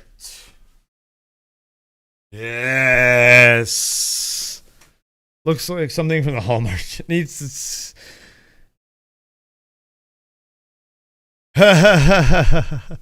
Needs to, since they get big quicker than the dog character does. Actually, no. Hold on. That's not what happened. It's actually we'll actually go through the article. Like their human counterparts, canine actors have to deal with rejection too. That includes being recast through no fault of your own. That is what's happening on the hit Netflix romantic drama Virgin River, where the role of Mel and Jack's dog Pony is facing a second recast in that many seasons. Pony was introduced at the end of the season 5 holiday special as a puppy, which Jack gave to Mel as a Christmas gift, largely because of logistical issues, including a strikes-related production delay. The role had to be recast for season 6 with a lab named Frankie getting the part. So it's because of logistical issues. Yes, that's where the size was. But the dog was MIA for most of season 6. Despite the show spending a lot of time at the cabin where Pony should have been milling around, there was a reason for that. In a post-mortem interview with Deadline, Patrick Sean Smith in a post-mortem. Oh, this was the guy that died. Wait, what? Post-mortem? What? Wait, post-mortem? Wait, what? Wasn't that maybe that was post-mortem? Anyway, dissecting. It turns out Pony wasn't as prepared for the role before we cast Pony. And I say again respectfully to the animal wranglers, they had the best of intentions. Pony, I think, was maybe borderline feral when we started on set, and we learned that the hard way. Martin and Alex were troopers. I actually sent an email to production with a line in reference to an 80s song where it said, Pony, Pony, Pony has done it again. Pony was completely out of control. So we pulled Pony from the scene. I think we were feeling kind of less our best. So Pony was freaking out. Alex and Martin were just clickers. They were acting. We were throwing babies at them and everything. They signed up for a lot. I'm hoping we find a lookalike that prepared for what the role demands. Dog couldn't remember the dialogue. Bark, bark. Line, please. So it was because the dog was out of control. It wouldn't listen. It wasn't a good listener. Bad listener. Bad listener, dog. Kind of like some of my dogs. Or maybe wait, all of my dogs. Oh, you know what I should have done? I think I have a package. Let me see. No, I think that was just the... Oh, yeah, maybe. Maybe there was the regular mail, but we'll see. Let's see. I'm going to check.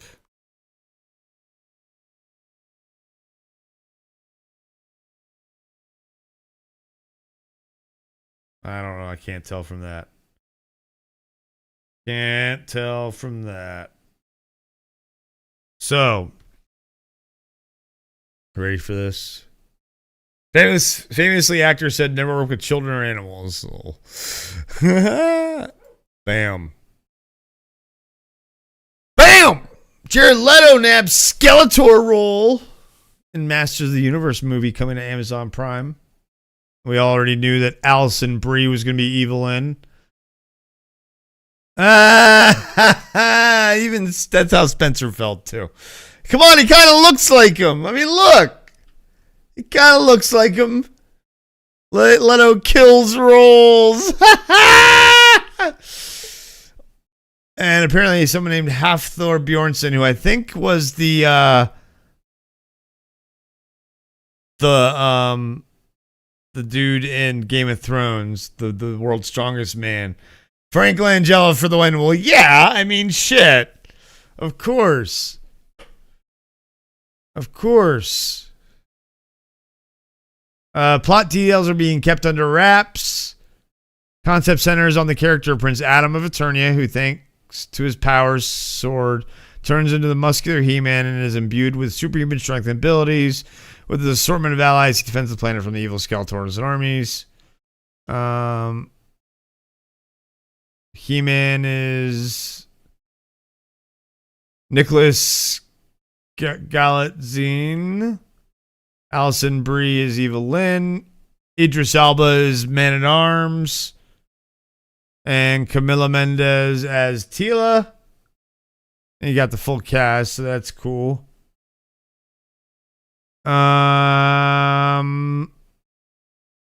Yeah, I think this dude is. Oh, god damn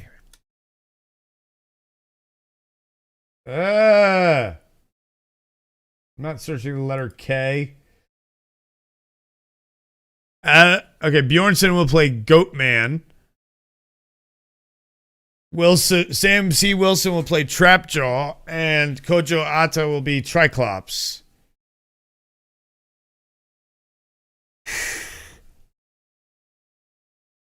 I guess. Why is my stupid mouse? I think my mouse is being retarded. There we go. It is who I think it is, right?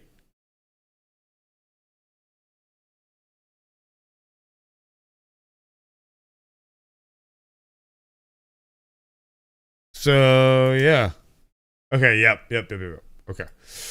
Yep. The Mountain. Yes. And his brother was.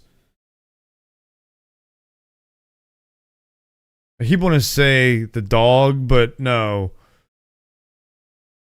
What was his brother called? Hound. Thank you. I was trying to remember. What's his brother called? The Hound. Yes. Thank you. So yeah. So we got Jared Leto as Skeletor. Look, you're right. Jared Leto kills roles if the script is good enough. If the director can reel Leto in and he doesn't do his whole freaking method acting thing. It's Morbin time. Yeah. If he doesn't do his whole method acting thing and is just Skeletor, although I have to admit, having someone be Skeletor the whole time on set would be hilarious if they did all the Skeletor memes all the time and ran off.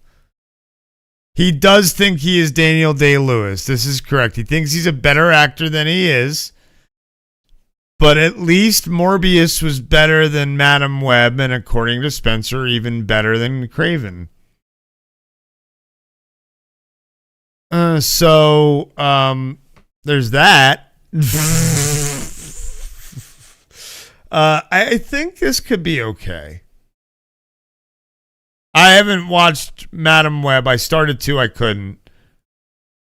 I started to watch Madam Web, I couldn't. Craven's still in theaters. Bree Wood, what's going on? How you doing, buddy? How you doing? We're talking about this is a great story for you to jump in on, Bree Wood. How do you feel about Jared Leto as Skeletor, Bree? Huh? How do you feel?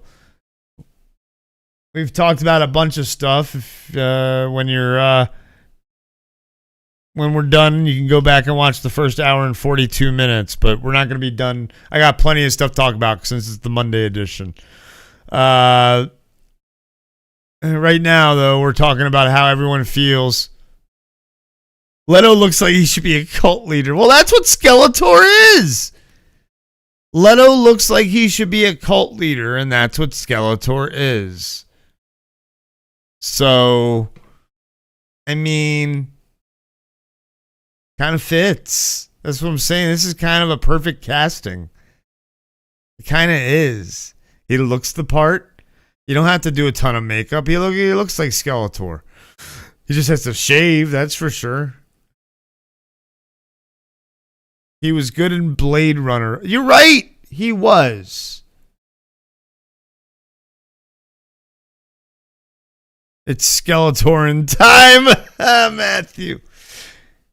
He was good in Blade Runner.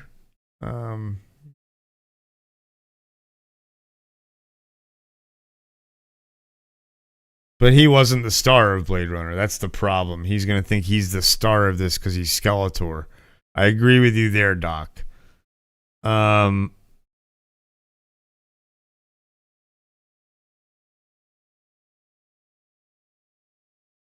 can see it, to be honest, too. That's what I'm saying. But hopefully he gets reeled in This is a He-Man movie, though. It's not a Masters of the Universe movie like the show. Kevin Smith's show was Master. This is a He-Man live-action He-Man movie. So hopefully they'll be more centered about around the good guys, and the bad guys won't be the center of the movie. So we won't see as much Leto. And let's be honest,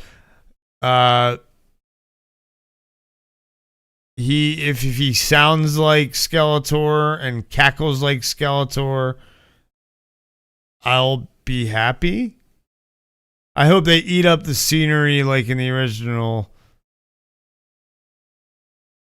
What do you mean by that? You hope they eat up the scenery like in the original. What do you mean by that? Chew up.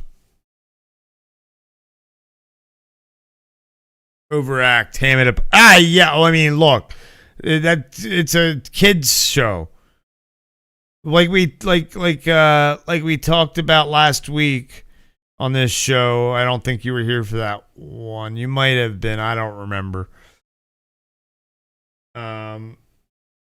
But this is kids like Superman, David Corn Sweat to James Gunn. This is supposed to be attract to kids. And so why not make me look like I'm a wrestler when they came to the red shorts? So yeah, this is supposed to be about kids, so why not ham it up and make it corny? I think he thinks he's Jesus, says Bree Wood. Yeah, I could see that, except he's the wrong color. He's too light. He's more like Jesus supposed to be, well, I mean, I guess I don't know, is his tan real? How much of the fandom do you think is kids versus middle-aged men? Honest question. 50-50. About, honestly. Probably. This is nostalgia for us. And you know they love banking on that nostalgia stuff. Did you watch Twisted Metal? All the nostalgia in that. Fallout? All the nostalgia in that. I think that they know what they're doing. I think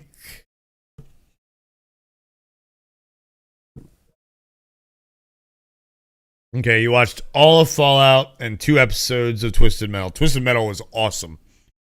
Awesome.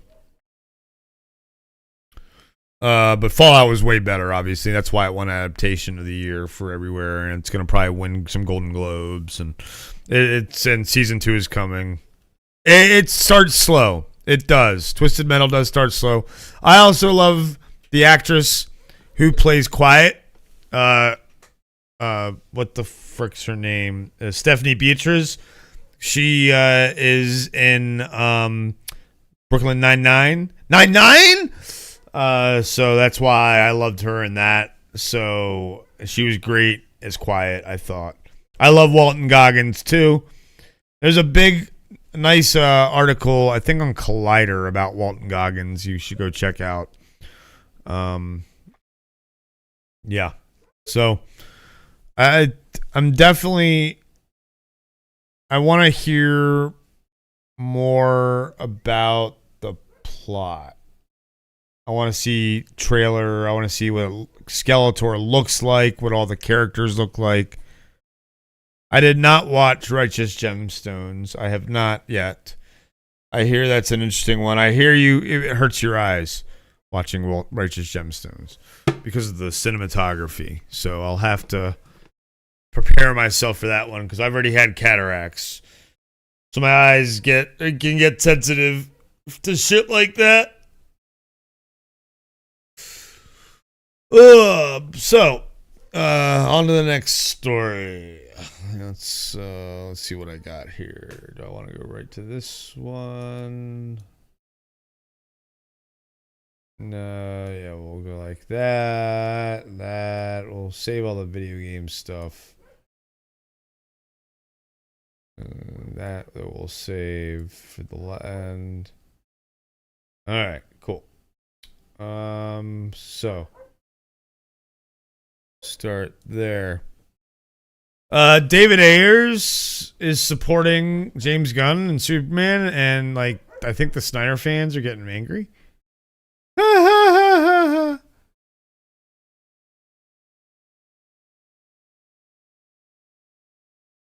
So David Ayers responded to public criticism for support of James Gunn upcoming film Superman and cinematic expansion of the collective DC universe. A few days prior to the release of the Superman trailer, Ayers addressed the ongoing campaign among his fans to promote and release his cut of the 2016 feature Suicide Squad. Snyder fans angry? No way. Say it ain't so. He asked fans to halt this initiative, writing on X, "I didn't realize James was dropping Creature Commandos when the last Ayer cut campaign hit.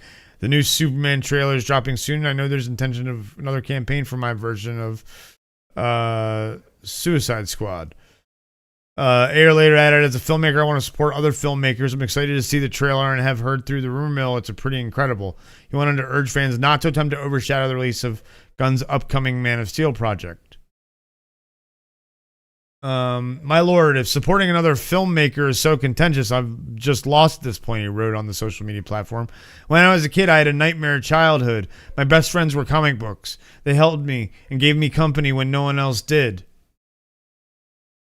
So, the director went on to share how Batman spoke to his soul.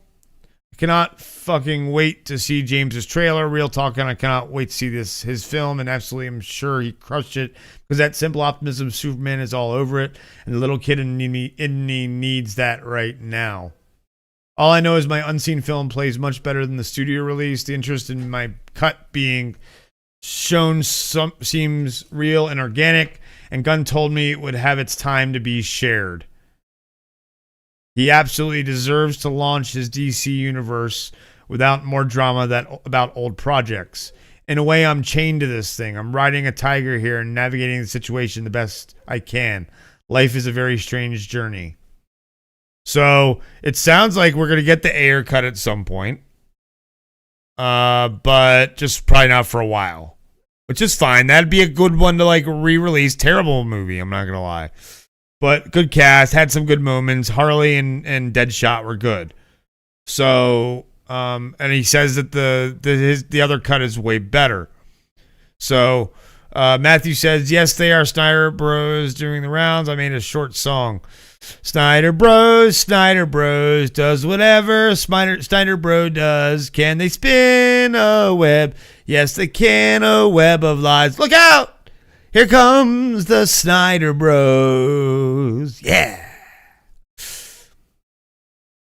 Nice. Very nice. So, yeah, it's funny that people are giving him shit. He's trying to support Gunn. Gunn's like, "Yeah, I'll show you a movie at some point." And that's cool. But, like, yeah, guys, leave David Ayer alone. Whatever. Fucking stupid Snyder fucks. But what we shouldn't leave alone is this whole New Jersey drone thing. Kind of looks like Tom Hardy in that pic. Does he? Let's see. Yeah, a little bit. But apparently, and Bowen Yang to me is one of the only funny parts of modern SNL. So I wanted to watch this, but I thought we could all watch it because this whole New Jersey drone thing is crazy. So let's see how they mock it. Yeah. How do you have me? Oh, fucking ads. Hold on. We're going to go like this. And this. And play the ad. So then I can...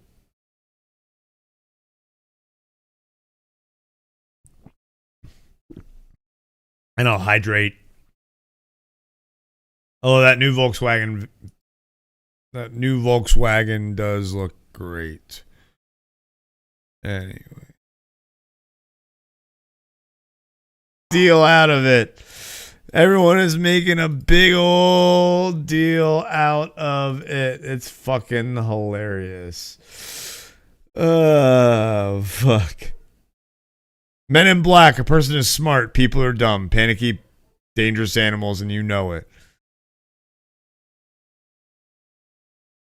You know, I first heard that. That's funny, Matthew, that you said that. That's yeah, K from MIB. I first heard a person is smart, people are stupid from the Muppets Take Manhattan, where the diner owner said that to Kermit. Or did he say it to Miss Piggy? To someone. I think he said it to Kermit. Hey, a person is smart. People are stupid. No, not batteries not included. Muppets Take Manhattan, man. Anyone remember that movie, Batteries Not Included? Maybe it's that? Well, no. Oh, I know Batteries Not Included, he's saying. Sorry, I missed that chat. Maybe it's bad. Maybe it's that. Oh, shit. Oh, shit.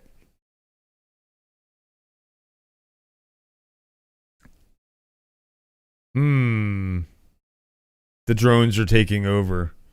It's Skynet, guys. Skynet. Or it's the apes. Maybe it's the apes. I'd rather it be Cocoon. Oh, God. Little tiny alien ship life forms. Or maybe it's monkeys, guys. Because we're getting Robbie Williams as a monkey. Sorry, I had to get a segue in there somehow. Robbie Williams is finally telling us why the movie shows him as a monkey, which I'm so excited for this movie. But what's more cheeky than a cheeky monkey? I've been a cheeky monkey all my life. There's no more cheekier monkey than the coke-snorting sex addict monkey that we'll find in the movie. It just says Christmas joke swap. What? What? What? What, the lights? They just Christmas joke swap? What? I'm so confused. So confused. Williams added, we care for animals more than we care for humans, most of us. I guess there is a removal as well. It's very much a human story. But if you're watching it and someone's playing Robbie Williams, you're thinking, does he look like him? Does he act like him? Does he talk like him? The Take That alum previously told Deadline referred to his primate avatar as a very special magic trick, explaining it desensitizes and sensitizes you all at the same time. We have deep empathy and compassion for animals way more than we do humans. Let's see what else he says. I just felt better. There was a more creative way of entering it into this particular story, he said of Better Man, compared to other musical biopics. So I went back to those recordings, and when I was listening to them, I found Rob saying often that he was just dragged up to perform like a monkey, or it didn't really matter, said Gracie. He was just up the back performing like a monkey. He said it enough times that I was like, oh, that's how he sees himself. He literally sees himself as a performing monkey, and I thought that would be amazing. I would love to see that film. That's where the idea came from. So, let me change my camera battery.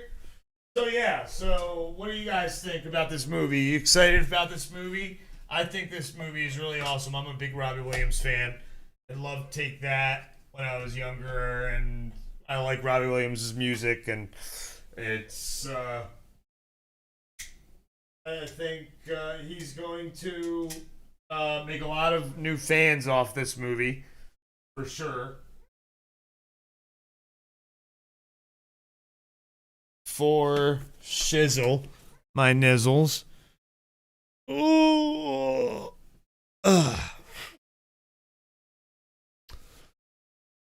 Any thoughts? Any thoughts? Anybody? Anybody? Bueller? Bueller? Bueller?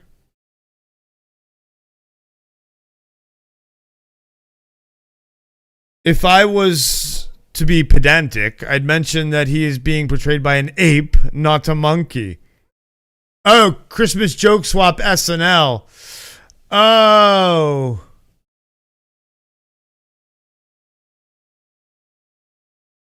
It just says Christmas joke swap? Is that what the video said was called on the SNL thing? Is that what you're saying? That's, I guess, because the joke swap is where the two people who do SNL Weekend Update, they swap jokes. at Christmas time. Like they write a joke and they make the other person do it. So that's what that was. The drones is a real thing all over our news. If you go look up, go to like CNN, not the international site, or go to News Nation or Fox News or something, you'll see all about these drones that we have over New Jersey and people freaking out over them. And we have all these congressional hearings right now about UFOs and stuff of that sort. So yeah, that's where they come from. But that's funny. If I was to be pedantic, I'd mention he's being portrayed by an ape, not a monkey. But I think this movie is going to be fantastic. But that's really cool that she went back and listened to the recordings, and he was like, I'm being dragged up here like a monkey. That's really, so that's how she got the idea.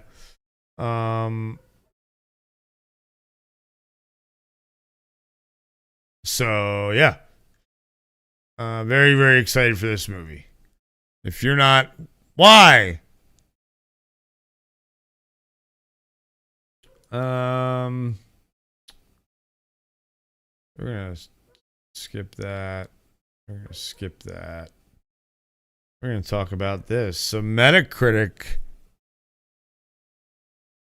Thank you, GameSpot, for compiling all the top Metacritic games of 2024. So we can see what they say. Let's see here. Elden Ring. It's not a game! It's a DLC! God damn it.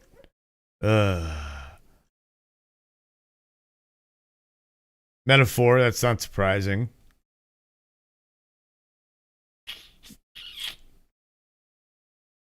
Tekken 8, not surprising. 90 Metascore for Tekken 8. UFO 50, interesting. 91 Metascore. There's 50 games in one of like a fictional video game console, and so there's all these games on it. It's kind of cool how they did it. Animal Well, we knew that was gonna. You haven't heard of him since that song Millennium. Yeah, he hasn't really done a ton since then. And Let Me Enter, yeah, that was like Let Me Entertain You, Angels, Millennium, yeah. He hasn't been so it's, yeah. But his story in the 90s is what's most of it is about, I believe. It's his like Take That and solo era. Satisfactory, all right. Spencer will be happy to see this. Spencer and I will be playing this. It hit 1.0 this year, so that's awesome. If you like building games and automation games, it's an exploration games. It's really an awesome game, and it's not a survival game, so you don't have to worry about hunger and stuff like that. It's more of an exploration automation game, like Minecraft, but with better graphics. Think of it like that. On the creative side, and then again with a whole bunch of automation stuff for you to. Oh, awesome! We'll have to get you into our server when we start it back up, because yeah. Have you been claiming the Epic Games doc? Because Moria, we're gonna be playing some of the Moria games, so we'll have to get you possibly in on stuff. Yeah, Satisfactory is a fantastic game, and it got a 91 Metascore. That's fucking great. Oh, awesome. All right. Balatro, definitely a game that everyone tells me I need to check out. I just can't bring myself really to playing a poker roguelite. I don't. Oh, you're a survival game guy? Awesome. See, I only like them if I play with people. I can't really play them by myself. It's hard for me to do that. What's this? Oh, Shin Megami Tensei 5. Vengeance. Interesting.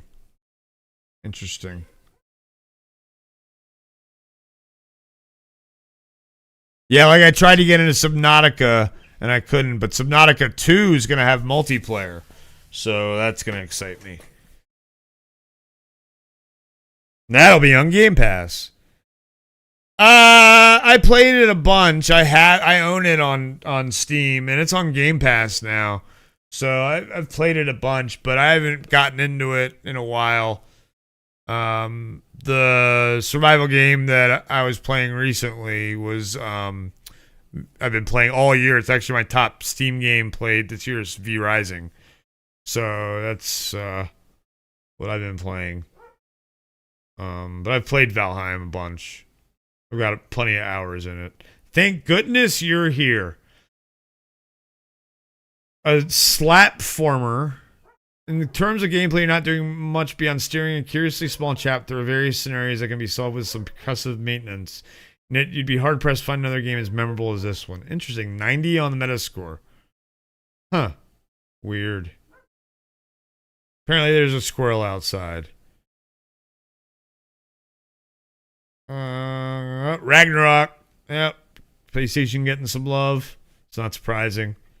90 on the Metascores.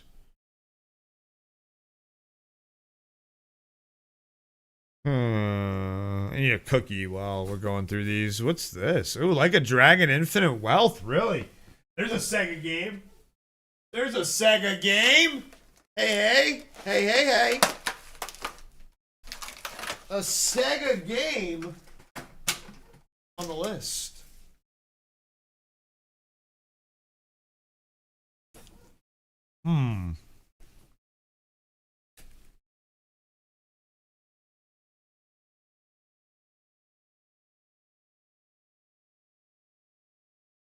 Kill Knight. Have not heard of this one. Sure, the name is funny. But Kill Knight is also a gloriously styled shooter that reminds you of legendary arcade games like Smash TV and Robotron. Ooh. It's all wrapped up in a hellish aesthetic that's slightly darker and more grim than the aforementioned games. And in a sort of reverse Doom situation, it's up to you to make angels extinct. You will not cry when angels deserve to die. Oh, that's interesting.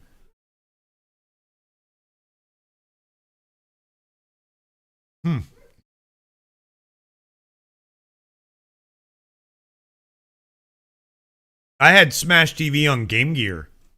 A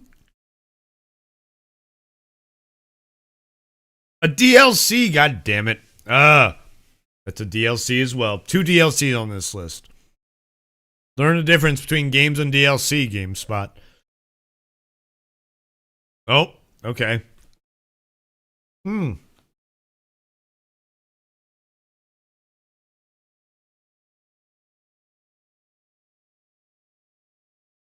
I actually own the first one in my PlayStation library, but when I owned PlayStation 4, but I don't have a PlayStation now.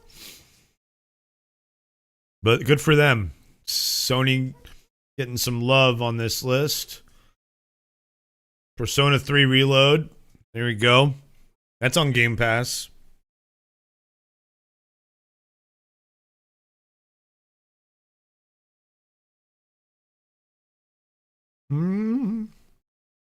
And actually, for Game Pass Ultimate, they gave away the expansion pass for that in their perks.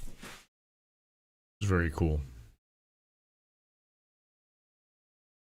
89. Ooh. It's a game that's on my wish list. Ghost of Tsushima, Director's Cut. It's too rich for me right now. For the value I can get of like other games on PC and get more for my money.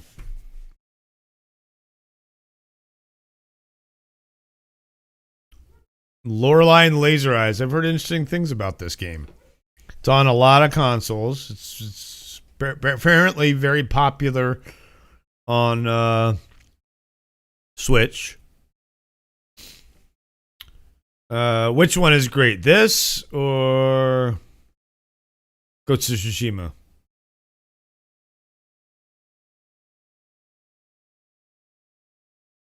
Which one, Doc? Ghost. Oh, yeah. I've heard amazing things about it. But this is weird. So, Lorelei and Laser Eyes stand strong. Imagine a game flexing an Italian cinema art direction Puzzles that'll make you reach for a notebook to keep track of everything, and surreal vibes, and you've got everything you need to enjoy a wonderfully weird mystery. Okay.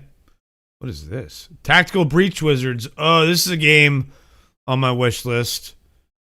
This looks really cool. It's like Wizards with a gun, but a roguelike tactical turn-based game. Fantastic. That's got a high rating. Yeah, I want that to go down in price. I'm a huge like XCOM fan and that kind of game. Like I said, I played the crap out of Midnight Suns, beat all the DLC for it. Yeah. Dragon Dogma 2, interesting.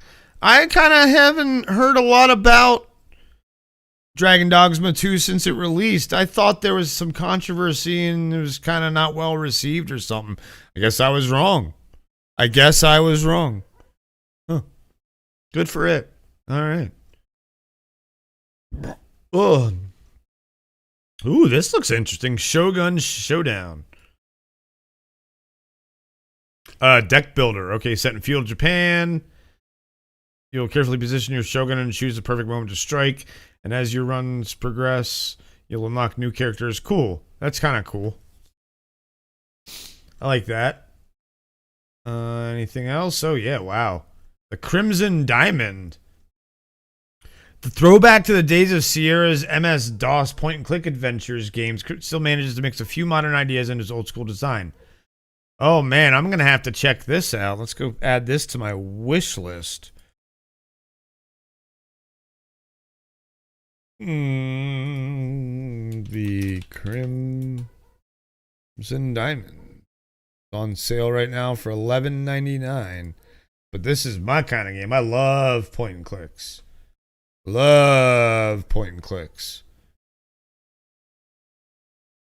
Yeah, like Maniac Mansion. Yeah. Yep.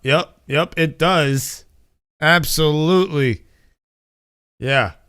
I love Day of the Tentacle, by the way. One of my favorite games of all time. Ooh, this game, Mullet Mad Jack. It's like Hotline Miami. Interesting. Mullet Mad Jack. This looks like a Spencer kind of game because roguelite shooter, fast paced. So Mullet Mad Jack, 80s style soundtrack that make for. Okay, I'll have to send this one to Spencer. Hopefully he's watching right now. He's playing Helldivers right now, which is cool. Five Nights at Freddy's Into the Pit. 2D Five Nights. Okay, interesting. I never got into Five Nights at Freddy's. Crusader Kings 3. God, it's a complicated looking game. Just so much to it. The learning curve is so high, but I've always wanted to give it a try. 87 overall. It's one of those games that's on Game Pass, and I could try it if I wanted to at any time. But it's just the learning curve. Oof. And it's one that probably won't leave it for a while. Learning curve high. It's kind of like City Skylines 2, which is, not coming to console for a while just because they can't optimize it for it. And but it's apparently gotten better, and they've got some stabilizing patches. But again, high learning curve. But this has a huge learning. But I'm glad it's on there. Roads to Power is a DLC, but shouldn't have DLC on there. But I'm glad that DLC is on there. It makes me think about wanting to play it again. Halls of Torment. Wow, it's like a Vampire Survivor type game. Not really my kind of game. Whoa, Mini Shoot Adventures. What the heck? Look at that little ship. But a Zelda-like adventure game by way of a shoot 'em up. Mini Shoot Adventures combine two very different genres and discover they're like chocolate and peanut butter. The bullet hell mechanics feel right at home as you explore dungeons, find powerful new equipment. Oh, that's cool. So it's a dungeon crawler, but you're a ship. Huh. Interesting. Okay. Interesting. Silent Hill 2, heard great things about that. I mean, just the graphics alone.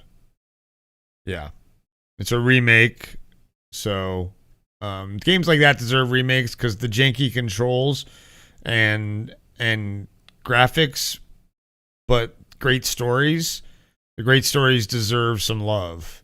So when they get this kind of treatment, like Final Fantasy, so when they get this kind of treatment, and Resident Evil, so when they get this kind of treatment, I don't know if they do. Usually they do in these kind of games. I don't know. The right stick movement of camera, I don't know. We'll have to, I would say, ask someone in the Discord under video games, because I know there's people who've played it. I don't know. Dragon Quest 3 HD 2D remake. That's cool. All right. Look, that's beautiful looking. Look at that. The colors and the way the lights hit and everything. But it's so all pixelated.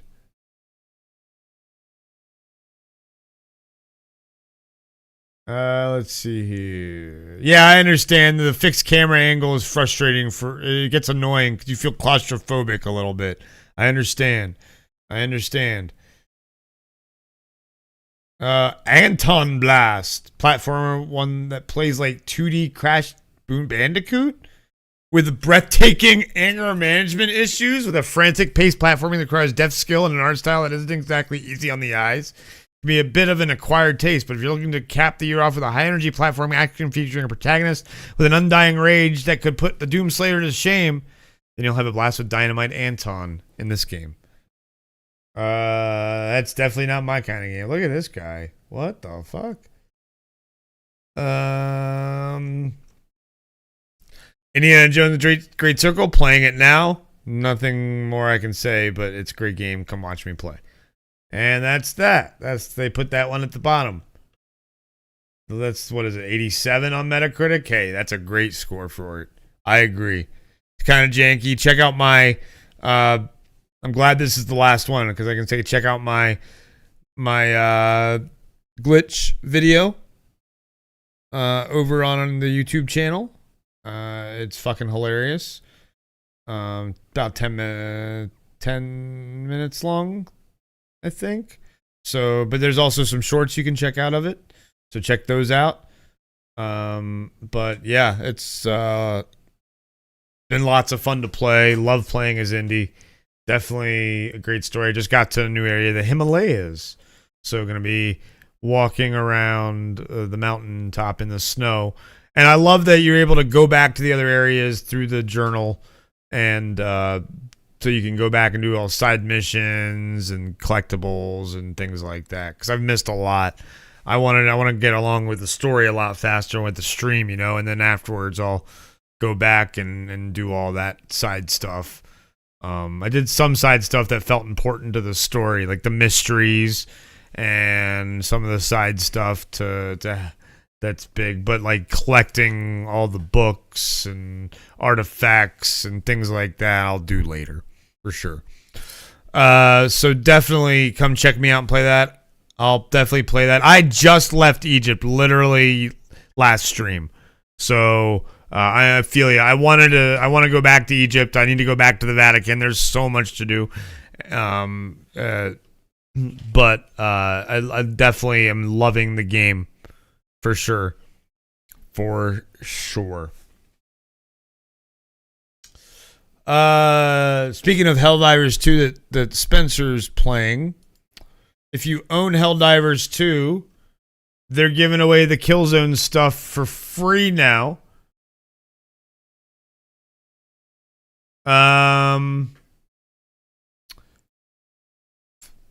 So we're here to talk to you about our crossover Killzone, which added new premium items to the Superstore. So this is our first crossover offering. We've been listening to the response and the feedback we've achieved from our community surveys is that crossover content is really high up in your wish list. At this time, some of you are not happy with the price of the items, and we will revisit this. Many of you were also concerned that items wouldn't be in rotation for long enough, and there was a bit of concern about how these items exist outside of our usual Warbond releases, which are always themed in our own universe. Because of all this, in partnership with our friends at Guerrilla, as we we're in the season of holiday cheer, we decided to offer a gift to all players. Firstly, we're gifting everyone the planned second wave of the Helldivers collaboration items today, free of charge. The distribution of those items will begin shortly in 2 waves. As such, we're also going to extend the duration of the items currently in the Superstore from 5 days to 10 days. So you have a chance to get a hold of it and reduce the risk of missing out. We're also investigating solutions how we can bring these items back permanently in the future.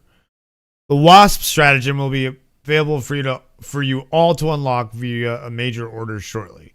We hope you have a great holiday period and continue spreading managed democracy and omens of tyranny. So this is a great game if you haven't played it, and I love that they're listening to the fans. Yeah, you need to reinstall Helldivers. Well, didn't you hear about the big update, right? There's a new race of to fight against, a new kind of like urban area. It got announced at the Game Awards and was available that night. So great game. A bunch of my friends have it. Like I said, Spencer, who's Dingus, who's a member of Red Shirts, is playing it right now with Comic Book Fan, who is another streamer, and Silk, who's my best friend and has been doing his own social media stuff. He's from Michigan and he gives out food to the homeless and stuff. He's been doing his channel, so kudos to him for that. Go check out Bearded and Blessed when you get a chance. But yeah, free stuff from Helldivers. They're listening to the fans. That's what the biggest takeaway from this is. Fans are upset about pricing and it's holidays, so we're like, hey, let's give people free shit. Let's give people free shit. I love it. I love it. But you know what's not free soon? Or is not free apparently Sunday? I didn't watch the Red Zone channel on Sunday, but apparently the Red Zone channel had ads, and that hasn't happened for 15 years. So during week 15 edition of NFL Red Zone, viewers noticed that advertisements began to appear during the broadcast. Red Zone is known for not having any commercials while live on the air, a big reason why fans pay for the service. So it's understandable why consumers were in an uproar when 4 commercials were seen during the broadcast. Those ads were for Gatorade, Verizon, Visa, and Lowe's, all partners of the NFL. Commercials ran on a split screen for about 10 to 15 seconds each. Rip 7 hours of commercial-free football while watching Red Zone. We used to live in a proper society, said NFL Memes. 7 hours of commercial-free football, NFL Red Zone. So people are mad. To our great fans, let's see what the response is. Hey everyone, as we kick off a great football weekend, I just wanted to take a quick second and apologize for using the commercial-free catchphrase at the top of last show. I was conflicted about it beforehand. I had a tough decision to make, and I made the wrong decision, and I'm sorry. I try to be the best. Hey, Chadwick, what's going on? Merry Christmas, man. Happy holidays. What we have seen and experienced together for 16 seasons on NFL Red Zone is unlike anything else. I love it. I hope to do it for 16 more years. But being a great host means being accurate, being truthful, and having integrity. And so I hope you consider accepting this apology. And for those of you who will be joining us on Sunday, get ready. Playoff clinching scenarios, fantasy football playoffs, and some of the best action still to come. Thank you for listening, and I'll see you Sunday for Red Zone Football. So a catchphrase he's used for that many years is now gone. So that's just crazy that Red Zone channel is no longer ad-free. I wonder how angry people are going to be about that fact. Not the fact that he didn't use the catchphrase, he used the catchphrase, but the fact that he's not going to use it and everything.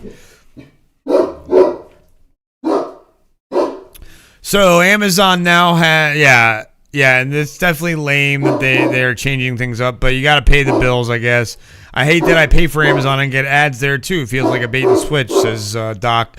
But yeah, but you can also pay for the non-ad tier. That's where they get you. Every service is doing it, so it's kind of the norm now. My mom the services I use are a lot of them are most of them are ad based, so it's just cheaper. And you would think that the more expensive and people who pay more to not get ads, great. If you want ads, pay more.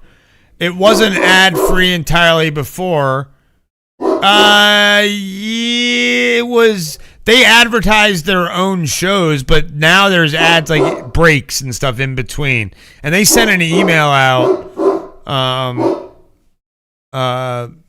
They sent an email out saying that it was going ad.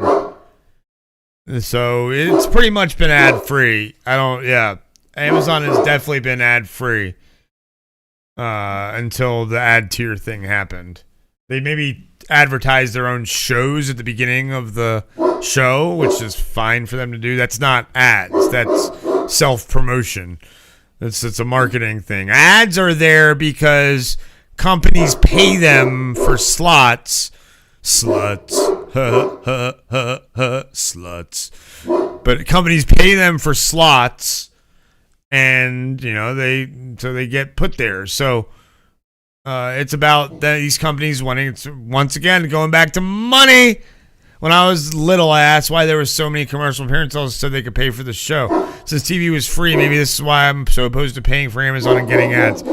TV back then was free to an extent. You can still get free TV. You gotta just go. You want to get a good antenna. Like TV wasn't all. Most of TV isn't. I mean, you pay for the local channels are still free, man. You can go plug an antenna in and still get those channels right on your TV. You don't have to pay for anything. It's what you choose to do. We tried to not. I mean, I know people who have made antennas out of aluminum foil so they don't have to pay for cable. And they just attach them to their TV on the back, and then they are able to get like the local channels, and you get a bunch of weird channels too, but you get like your local CW and some other stuff. So, but as a kid, I got ads, so I'm used to them. They're not a big deal. It's like it's for me. You sound like a lot of the newer kids. Well, you don't even have to install it on your TV. That's what I'm saying. You don't have to do the apps. Yeah. Yeah, you don't even need that. Android, Google TV has channels to stream. Yeah, like Pluto TV. There's all kinds of shit. Yeah, there's all kinds of free TV. Pluto TV is on my TV as well. And there's Crave, I think, is another one. There's a whole bunch of free ones. Yeah, so Tubi has free shit. So Freevee, Freevee, there you go. It's a lot of the younger people are the ones who complain about ads more because they that's all they knew was no ads when it first, so I feel like you shouldn't care about the ads as much. I'm like, whatever, ads. Although Disney Plus, it was in a What If episode had way too many ads for a What If episode. Although it was a decently long one. It's like a 30-minute episode, so maybe not. Maybe that's me just being crotchety. Actually, it was more probably me like running late on this and being distracted by dogs and everything. That's probably more what it was. So forget I said anything.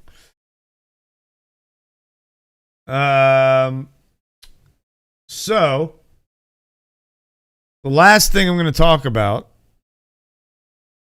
is going to affect us all. And it's not political, it's just informative. It's how the proposed tariffs are going to increase prices. So let's just go look. There we go. I just wanted to showcase this. This is how much stuff's going to go up, probably.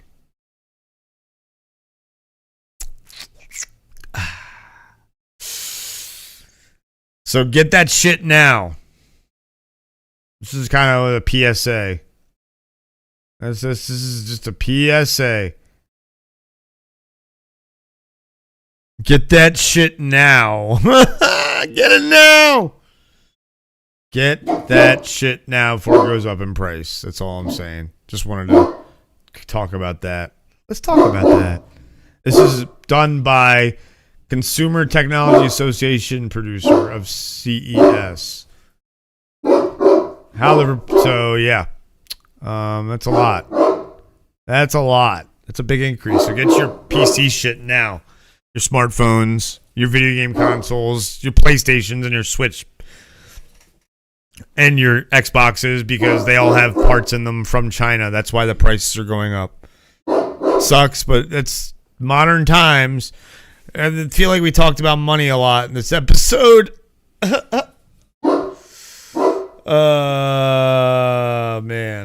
And then I still have to do that whatchamacallit, that trailer reaction of Grand Theft Hamlet.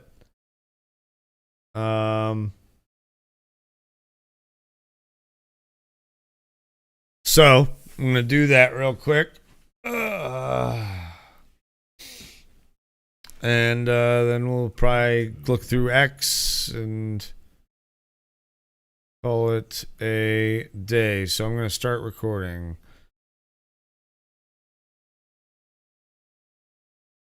What's going on, everybody? We are here on Monday's main course, and I'm about to do another trailer reaction.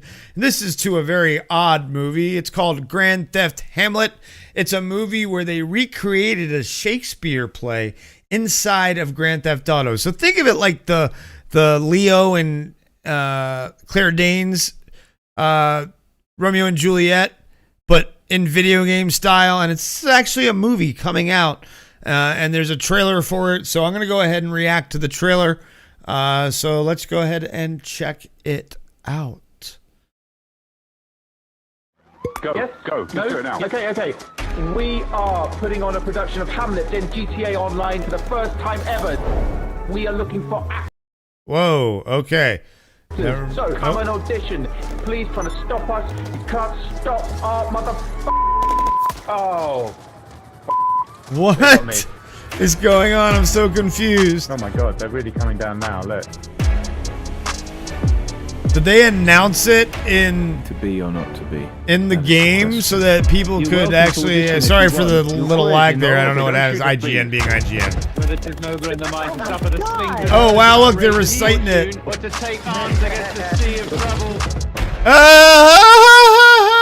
Oh no.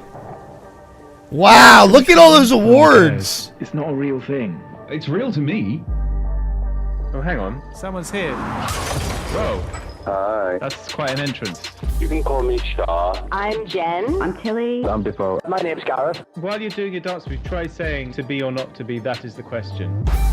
Wow. And they recruited all these players? That's great. Damn. Oh, he's a purist. We just keep murderously funny. People who want to help us. Okay, I believe it. This is great. That gives me hope that what we're trying to do is possible. Yeah, like they're trying to make a Shakespeare play in. Welcome, ladies and gentlemen, to Grand Theft Hamlet. Wow, that's crazy. So yeah, let's go back to some of the places. Like they got all these players. Oh.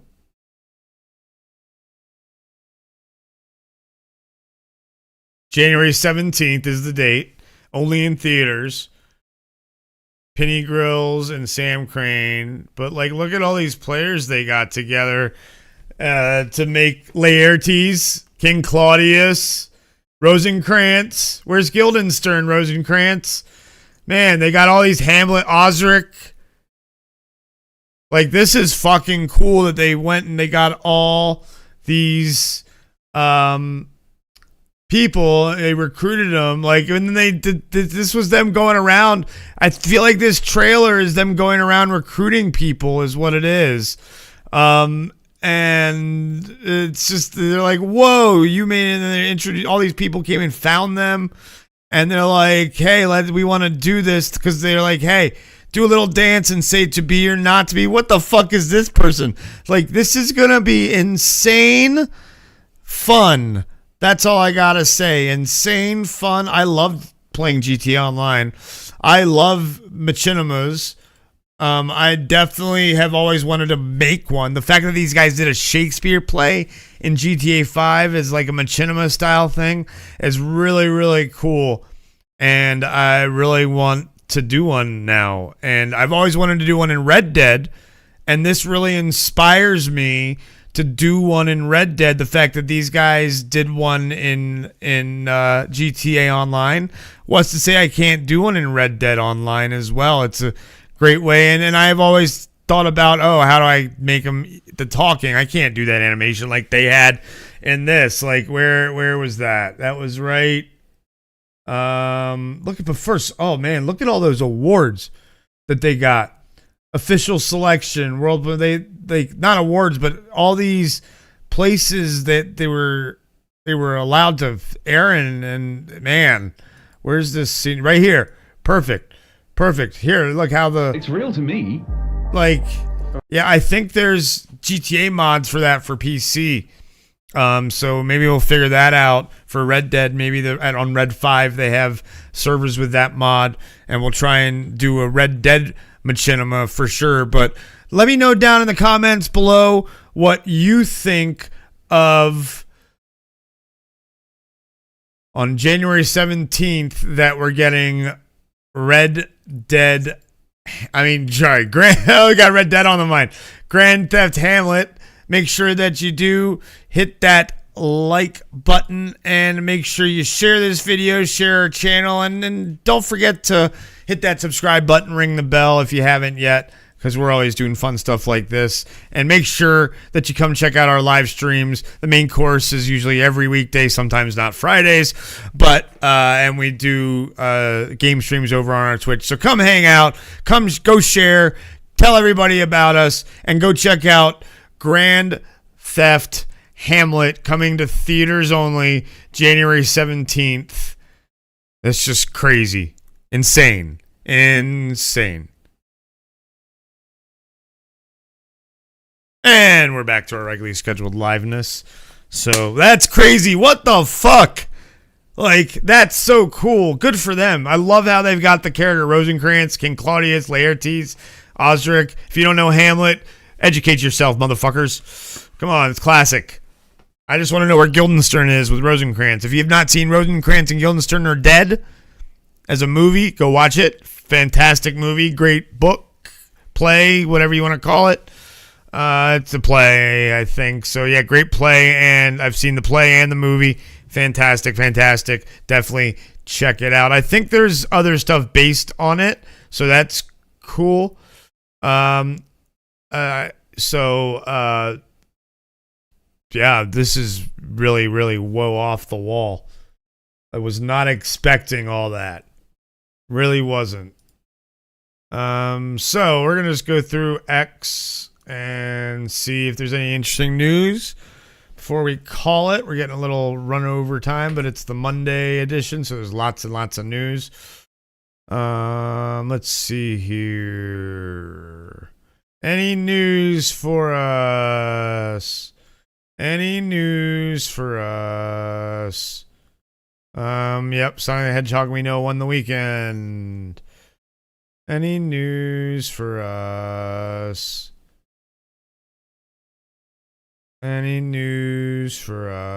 If episodes are good so far, the first two. Definitely check them out. Some people didn't like the second episode, but I did really like it. If you like old movies, you'll really like the second episode of What If. Agent Carter's James Darcy as Jarvis did the voice, so that was cool. And it's got Camille Nanjiani, and it's Catherine Hahn as Agatha. So great episode. Let's see here.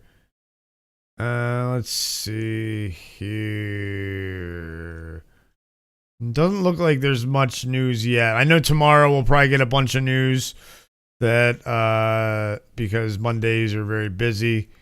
So yeah. Yeah, there's that thing about that. So yeah, looks like that's about it we're going to go ahead and call it. Thank you, everybody, for stopping by. Doc, Matthew, Chadwick, great to see you, man. Brewood, of course, is always good to see you. And we'll go ahead and be back tomorrow for another episode of the main course. We talked about a lot of num-nums today, and there'll be lots of num-nums tomorrow. Catch you later, everybody. Bye.